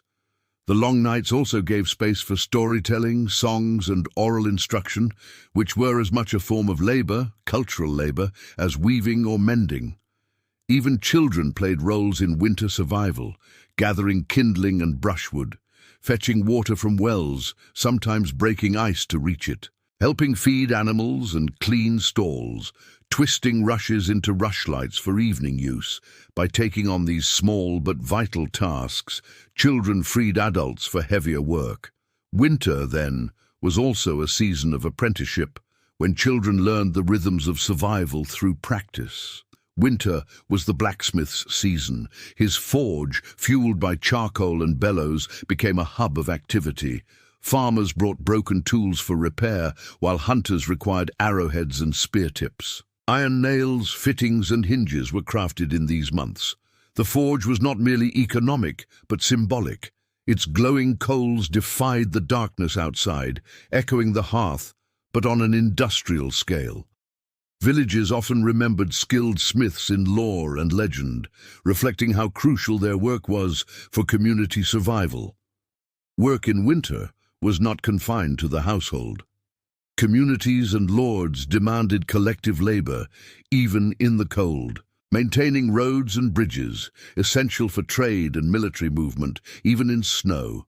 Repairing dikes and drainage channels. In wet regions like the Low Countries, failure to maintain waterworks in winter meant spring floods. Woodland rights and duties. Lords often controlled forests, granting villagers rights to gather fallen wood or cut coppice in exchange for labor or rents. Thus, winter labor extended beyond survival to sustaining the infrastructure of feudal society. Monasteries were major centers of winter work. Monks maintained scriptoria, copying manuscripts by candlelight. This labor preserved classical and biblical texts, an intellectual survival parallel to physical survival. Monastic farms also engaged in winter maintenance, repairing mills, tending livestock, and brewing ale. Brewing was especially associated with winter, when cooler temperatures prevented spoilage. Monks and lay brothers alike embodied the rhythm of winter labor, blending prayer with practical duties that sustained both the cloister and surrounding communities. Work was punctuated by feasts and holy days. Christmas, Epiphany, and Candlemas allowed brief respites, when communities gathered to eat, drink, and pray. These days offered psychological relief from the relentless grind of winter labor. For lords and monasteries, feasts were also opportunities to display generosity by distributing food and drink. The tension between scarcity and celebration marked winter as both the hardest and, paradoxically, the most communal season of the year. The labors of the months. Images in medieval manuscripts often depict winter tasks: men threshing grain, women spinning, and hunters chasing game in the snow. Archaeological finds of loom weights, spindle whorls, repaired iron tools, and charcoal pits all corroborate this picture. Written sources, such as Bede's ecclesiastical history or Carolingian estate records, further attest to the constant varied work that filled the winter months. Winter in the Dark Ages was not a time of idleness, but of redirected labor. While fields rested, households turned to maintenance, textile production, and indoor crafts. Men cut wood, women spun wool, children fetched kindling, and smiths hammered iron by glowing forges. Work was communal, relentless, and purposeful, ensuring that when spring arrived, tools were sharp, stores preserved, and families clothed. In this way, winter was not merely survived, it was used, transformed into a season of preparation that underpinned the survival of the year to come. It was a season of hunger and hardship. It was also a season of sickness. The combination of cold, damp, smoky dwellings, malnutrition, and close quarters created ideal conditions for disease. Without modern medicine, even minor ailments could become life-threatening. Yet people were not helpless. Communities relied on traditional remedies, monastic medicine, and a blend of faith and folk practice to combat illness. Survival depended as much on managing sickness as on securing food or fire. Several illnesses were especially prevalent in winter months. Respiratory diseases, pneumonia, bronchitis, and tuberculosis thrived in smoky, poorly ventilated houses. Archaeological evidence of rib lesions in skeletons suggests widespread lung disease. Fevers and influenza-like outbreaks. Chroniclers sometimes recorded waves of fever sweeping through regions, often in the cold months when bodies were weakest. Diarrheal diseases. Contaminated water, exacerbated when wells froze and sanitation declined, led to stomach illnesses. Dehydration was deadly, especially for children. Joint pain and rheumatism. The damp cold aggravated arthritis and joint conditions, particularly among the elderly. Malnutrition-related ailments. Scurvy, vitamin C deficiency, and rickets, vitamin D deficiency, could emerge after months of limited diets and little sunlight. In bad years, famine and disease worked together. Malnourished bodies were more vulnerable to infection, and epidemics often followed hard winters. Every household kept a repertoire of remedies passed down through generations. Women, often the primary healers, drew on herbal knowledge and practical care. Herbal infusions, thyme and sage were steeped to ease coughs. Garlic was used against chest infections. Willow bark, containing salicin, soothed pain and fevers. Poultices, mustard seeds, onion or herbs were mashed and applied to the chest for lung ailments. Steam and smoke, inhalation of steam, sometimes infused with herbs, helped clear airways, an early form of aromatherapy. Honey, used to soothe sore throats and heal wounds. Beeswax, too, was used in salves. Archaeological finds of dried herbs in Anglo-Saxon graves and monastic gardens corroborate the use of these plants. Monasteries were the closest institutions to hospitals in the Dark Ages. Following the rule of Saint Benedict, monks maintained infirmaries, where the sick were cared for with food, warmth and prayer. Monastic medicine combined practical remedies with spiritual care. Herb gardens. Monks grew sage, rue, fennel, and other medicinal plants, documented in texts like the Capitulare de Vilis, a Carolingian manual listing required monastery plants. Texts, manuscripts such as the Herbarium of Pseudo-Apuleius, copied in Anglo-Saxon England, provided recipes for treating coughs, fevers, and wounds. Observation. Monks documented symptoms, noting seasonal patterns of illness. These records contributed to the gradual accumulation of medical knowledge, care of the whole person. Infirmaries offered rest, warm food, and prayer. A holistic approach in which physical and spiritual healing were inseparable. Though limited by medieval science, monastic care often improved survival simply through shelter, nutrition, and cleanliness. Alongside herbal remedies, folk medicine flourished. Many people believed that disease had supernatural causes, spirits, curses, or divine punishment. Charms and rituals were common. Amulets, carved bones, herbs tied in cloth, or small crosses were worn to ward off illness. Incantations, healing prayers mixed with pagan formulas were spoken over the sick. Anglo-Saxon medical texts, such as Leech Book 3, include remedies combining Christian invocations with magical elements. Protective rituals. Fires were blessed, livestock sprinkled with holy water, and candles lit beside the sick. Though modern science dismisses these practices, they served psychological and cultural functions, providing comfort and hope. For injuries and visible ailments, practical interventions were attempted. Bone setting, wound stitching, and cauterization were known. Trepanning, drilling a hole in the skull, was performed occasionally to relieve pressure or treat head wounds. Archaeological skulls show signs of survival after such procedures. In winter, frostbite was a serious risk. Treatment involved warming limbs by the fire and applying ointments. Severe cases often led to amputation, performed crudely with knives and seared with hot irons. Survival after such procedures was low, but some skeletons show healed amputations, proving that patients occasionally recovered. Illness was not understood in purely natural terms. Disease was often seen as punishment, trial, or demonic attack. Healing, therefore, required spiritual remedies alongside practical ones. Prayers and relics. The sick were blessed with relics of saints, believed to bring divine healing. Pilgrimages to shrines, such as those of St. Cuthbert in England or St. Martin in Gaul, were undertaken for cures, even in winter. Exorcisms. Priests sometimes performed rites to drive out the spiritual cause of illness. Mass and confession. Spiritual cleansing was believed to aid physical recovery.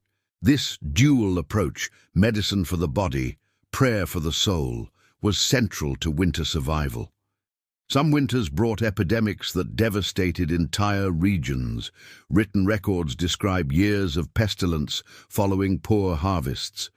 The 6th century plague of Justinian, for example, reached Europe and killed millions, striking harder in cold, malnourished populations.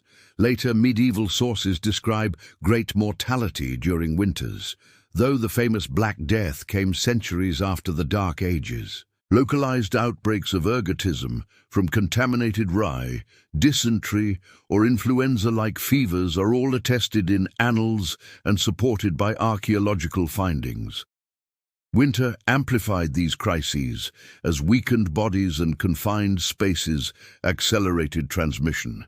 Illness in winter was not born alone. Families cared for the sick with food and warmth. Neighbors sometimes brought aid, though fear of contagion could isolate households. Monasteries again played a central role, both in caring for the sick and burying the dead. The vulnerable, infants, the elderly, and the poor, suffered most. Mortality spikes in skeletal remains confirm higher winter deaths, particularly among children. Yet the persistence of communities through centuries of hardship shows that collective care, ritual, and resilience mitigated the worst effects. Archaeological cemeteries reveal rib lesions consistent with tuberculosis, joint damage from rheumatism, and signs of malnutrition. Isotopic analysis shows seasonal fluctuations in diet, correlating with periods of winter stress. Texts like the Leech Book of Bald, 10th century, preserve recipes for winter ailments, honey and herbs for coughs, butter ointments for chapped skin, and prayers against fever. These sources reveal a world where practical remedies and faith intertwined. Winter in the Dark Ages was as much a battle against disease as against hunger or cold. Respiratory illness, malnutrition, and epidemics took their heaviest toll in the cold months, striking the most vulnerable. Yet people were not passive victims. Herbal remedies, monastic medicine, charms, and faith offered both real and symbolic healing. Communities endured sickness with the same resilience they applied to every other hardship, through knowledge, tradition, and shared care. Winter tested health relentlessly, but even in sickness, survival strategies were woven from both body and soul. For most people, winter was a season of staying close to home. Roads turned to mud, rivers froze, snow blocked paths, and cold made long journeys perilous. Yet life could not stop entirely. Lords, kings, messengers, and merchants still had reasons to travel. Goods had to move, armies sometimes marched, and pilgrims sought holy shrines even in winter. Survival in the brutal months was not only about keeping warm at home, but also about enduring the dangers of travel in a frozen world. The Roman Empire had left behind a network of paved roads, but by the early medieval period, many were neglected or in disrepair. In rural regions, most travel occurred on dirt tracks or narrow causeways, which quickly became impassable in snow or heavy rain. Winter amplified the difficulty. Mud and ice turned paths treacherous. Snow drifts blocked routes, forcing detours. Bridges were rare, and fords across rivers became impassable once ice formed or water levels swelled. Travelers sometimes waited until rivers froze solid to cross them on foot or by cart. Chronicles even record armies marching across frozen rivers like the Rhine or Danube, moments of both opportunity and danger. Winter forced adaptation in transport. On foot, the most common form of travel. Poor peasants and pilgrims walked in groups for safety, carrying staffs for balance on icy ground. Sledges. In snow-covered areas, sledges pulled by oxen, horses, or even dogs were more reliable than carts with wheels. Frozen ground allowed heavy loads to be dragged more easily. Boats and rivers. Where rivers froze, they became highways. Where they remained open, boats moved goods downstream. However, ice made navigation unpredictable. Pack animals, horses, donkeys, and mules carried goods along forest tracks. Yet animals themselves required fodder, making long winter journeys expensive. The season forced efficiency. Only the most necessary journeys were undertaken, and travelers carried provisions knowing inns or shelters might be scarce.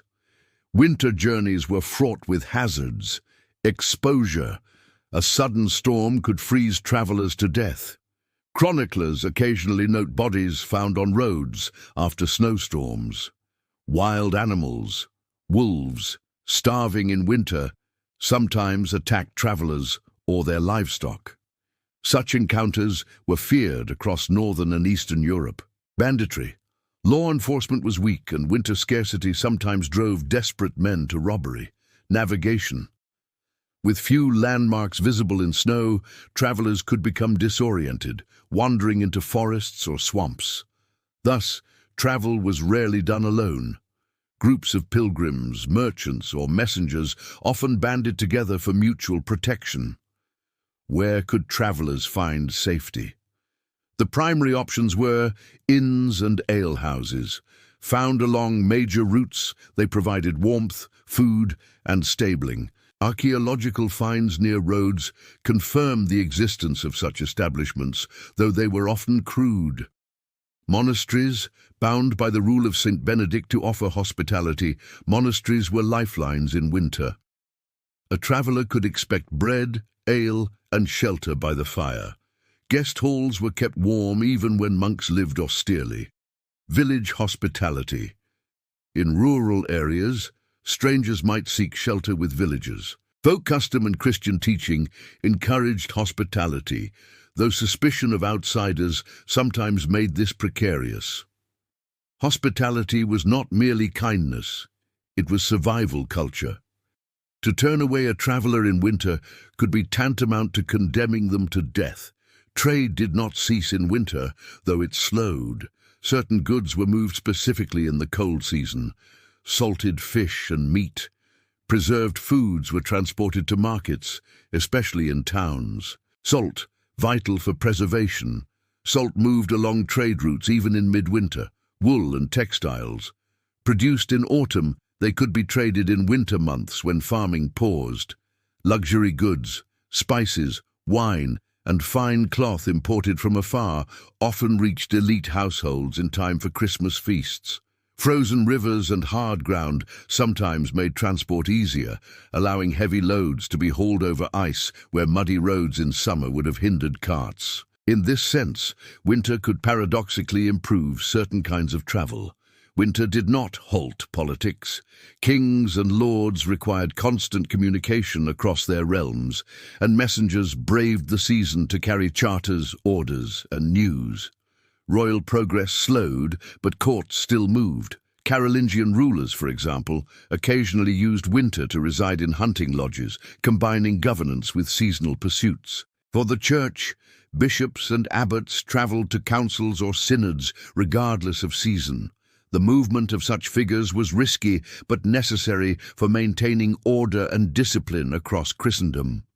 Pilgrimage was a defining feature of medieval life, and while most pilgrimages were undertaken in warmer months, winter did not halt them entirely. Local shrines remained accessible year-round, and the desperate sometimes sought miraculous healing in the coldest season. Monasteries and churches reported sick pilgrims arriving even in snowstorms, seeking the aid of saints when medicine failed. Longer pilgrimages, such as those to Rome or Compostela, were rarely begun in winter.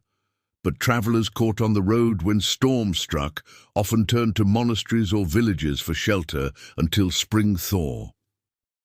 While large-scale campaigning was usually avoided in winter, there were exceptions. Armies sometimes took advantage of frozen rivers or snow-packed ground to move quickly.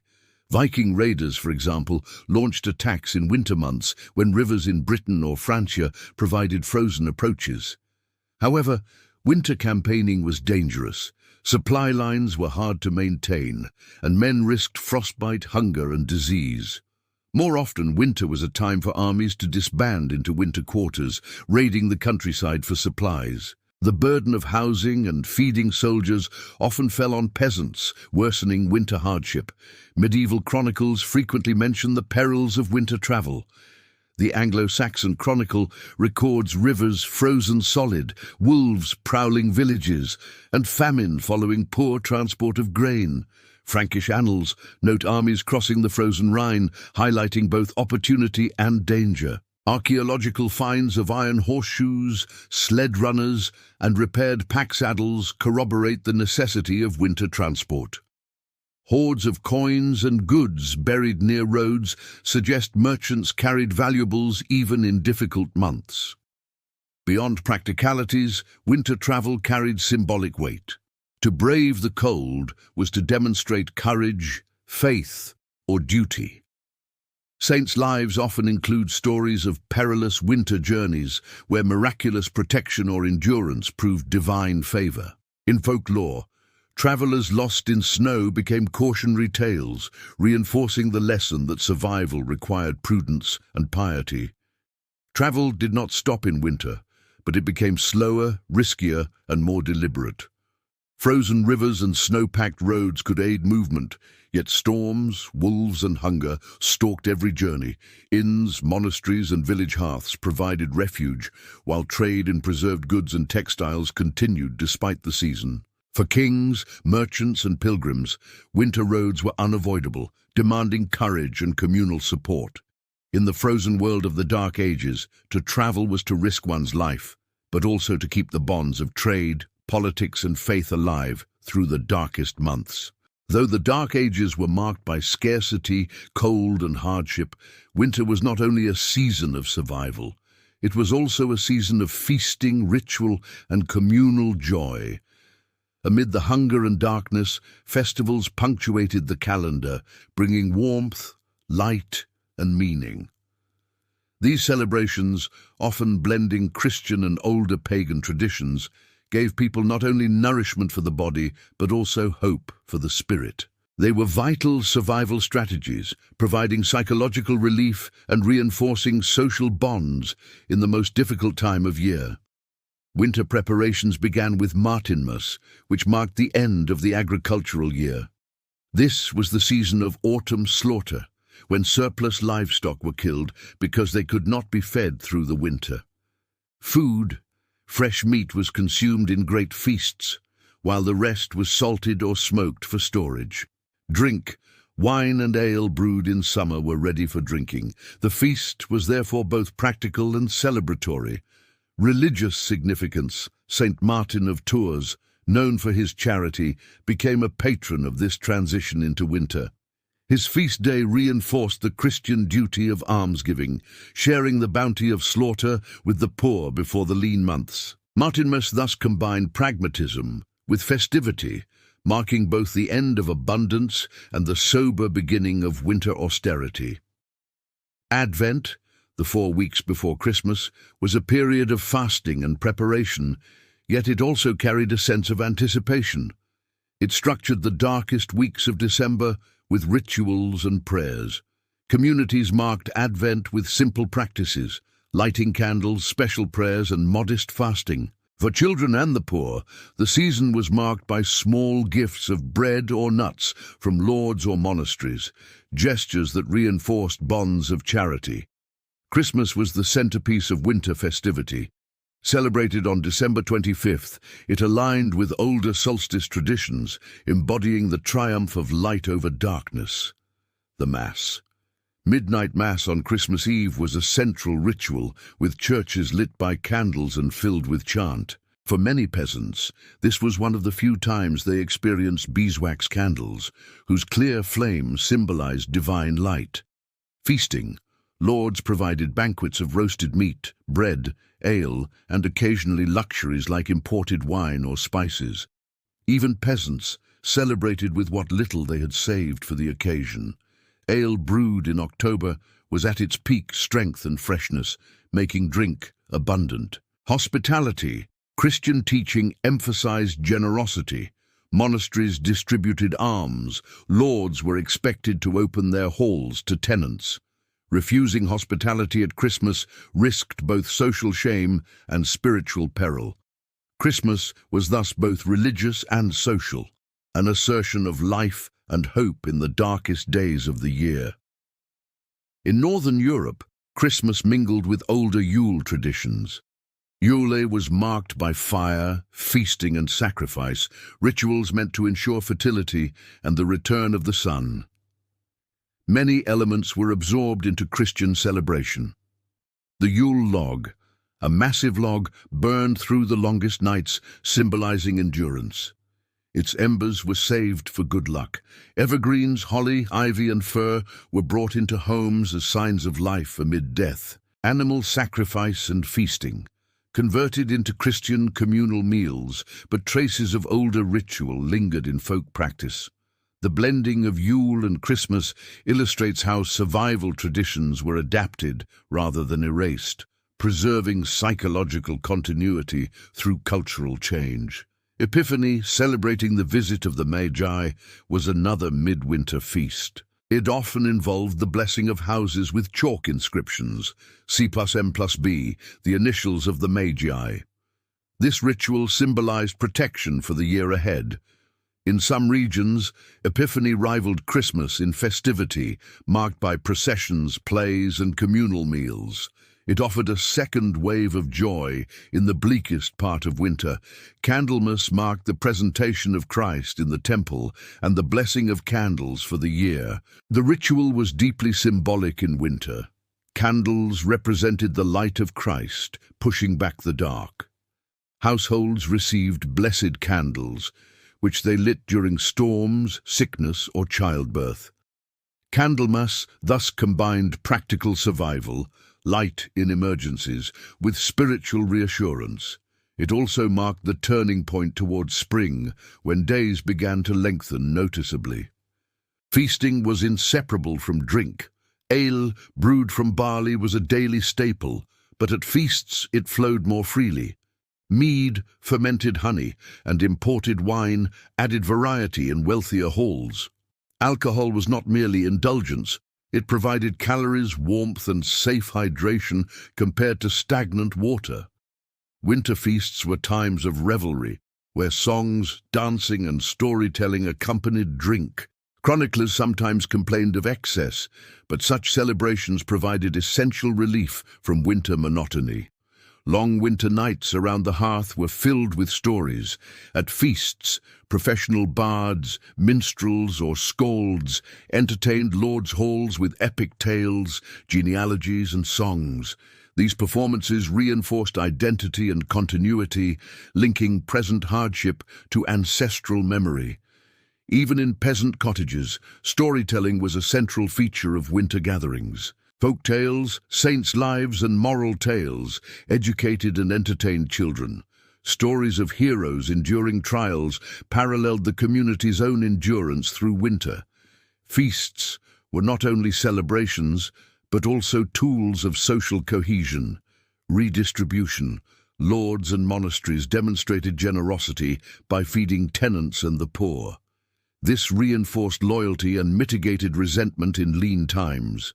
Hierarchy, seating arrangements, food portions, and gifts displayed social order, reminding everyone of their place in the community. Marriage and alliances. Winter feasts often served as occasions for betrothals, negotiations, and oaths when communities gathered in one place. Thus, even joy was political, binding communities together in shared ritual and hierarchy. Archaeology confirms the role of feasting in winter. Excavations at Anglo-Saxon halls reveal large hearths, animal bones from slaughtered cattle and pigs, and imported pottery for serving drinks. Feasting debris often concentrated around lordly residences, highlighting the role of elites in hosting. Written sources reinforce this picture. The Anglo-Saxon Chronicle mentions winters of famine, but also Christmas courts where kings dispensed justice and largesse. Saints' lives describe monks feeding hundreds at Christmastide. Sagas recount Yule banquets with ale and song. Winter feasts and festivities in the Dark Ages were far more than moments of indulgence. They were deliberate, structured strategies of survival. By redistributing food, reinforcing community bonds, and offering psychological respite, they transformed the bleakest season into one marked by hope and joy. Blending pagan and Christian traditions, these celebrations turned the struggle against winter into a reaffirmation of life itself. Amid hunger and hardship, people carved out moments of abundance, warmth, and light, a testimony to human resilience in the darkest of times. The brutal winters of the Dark Ages were more than seasonal challenges. They were crucibles of endurance that shaped societies, economies, and cultures. For centuries, men and women lived at the mercy of frost and famine, yet through ingenuity, ritual, and community, they carved survival from an unforgiving climate. To conclude this narrative, it is worth gathering the strands we have traced: shelter, food, clothing, light, community, faith, animals, work, health, travel, and festivity, into a single picture of what it meant to live through the winter in a world without modern comforts. Above all, Dark Age winters revealed the fragility of human life. Archaeological remains, skeletal lesions from malnutrition, infant burials, evidence of famine pits, testify that many did not survive the cold months. Written sources such as the Anglo-Saxon Chronicle or Carolingian Annals record years when rivers froze, wolves entered villages, and many men and cattle perished. Death in winter was not exceptional but expected, a rhythm that communities dreaded yet endured. Yet this very fragility sharpened the value of preparation and resilience. Families knew that neglecting to gather fuel, store grain, or mend garments could mean death. The season was a test each year, a reminder that survival was not guaranteed. Despite hardship, people displayed remarkable ingenuity. Housing. From Anglo-Saxon sunken huts to Scandinavian longhouses, architecture was adapted to conserve heat and use animals' warmth. Food preservation, smoking, salting, drying, and storing in clay-lined pits allowed meat, grain, and vegetables to last through months of scarcity. Clothing, layered wool, linen, and fur provided insulation long before modern textiles. Cloaks, hoods, and leg bindings turned wool into armor against frost. Light, rushlights, tallow candles, and the ever-present hearth transformed nights into spaces of activity and storytelling. These practices were not luxuries, but essential technologies of survival, embedded into daily routine and cultural identity.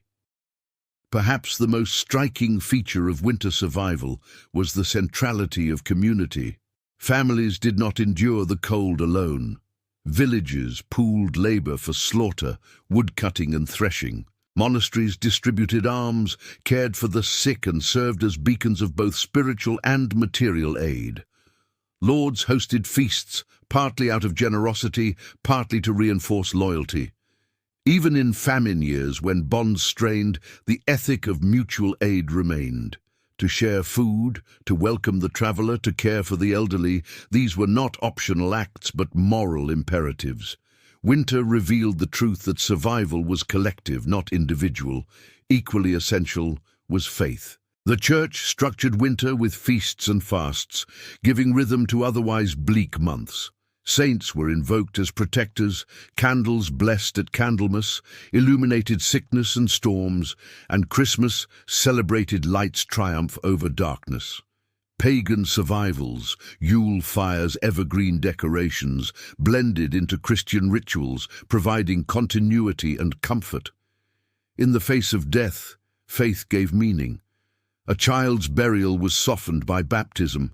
An elder's passing marked as entry into eternal life. Rituals reassured the living that suffering was not arbitrary, but part of a divine story.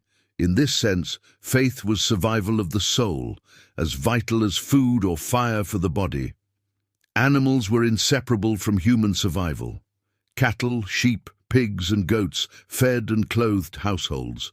Horses and oxen carried loads, dogs guarded flocks, and cats defended grain stores. Families shared their homes with animals, enduring smell and disease for the sake of warmth and security. The fate of animals mirrored that of humans. When fodder ran out, both starved. When disease struck herds, famine followed.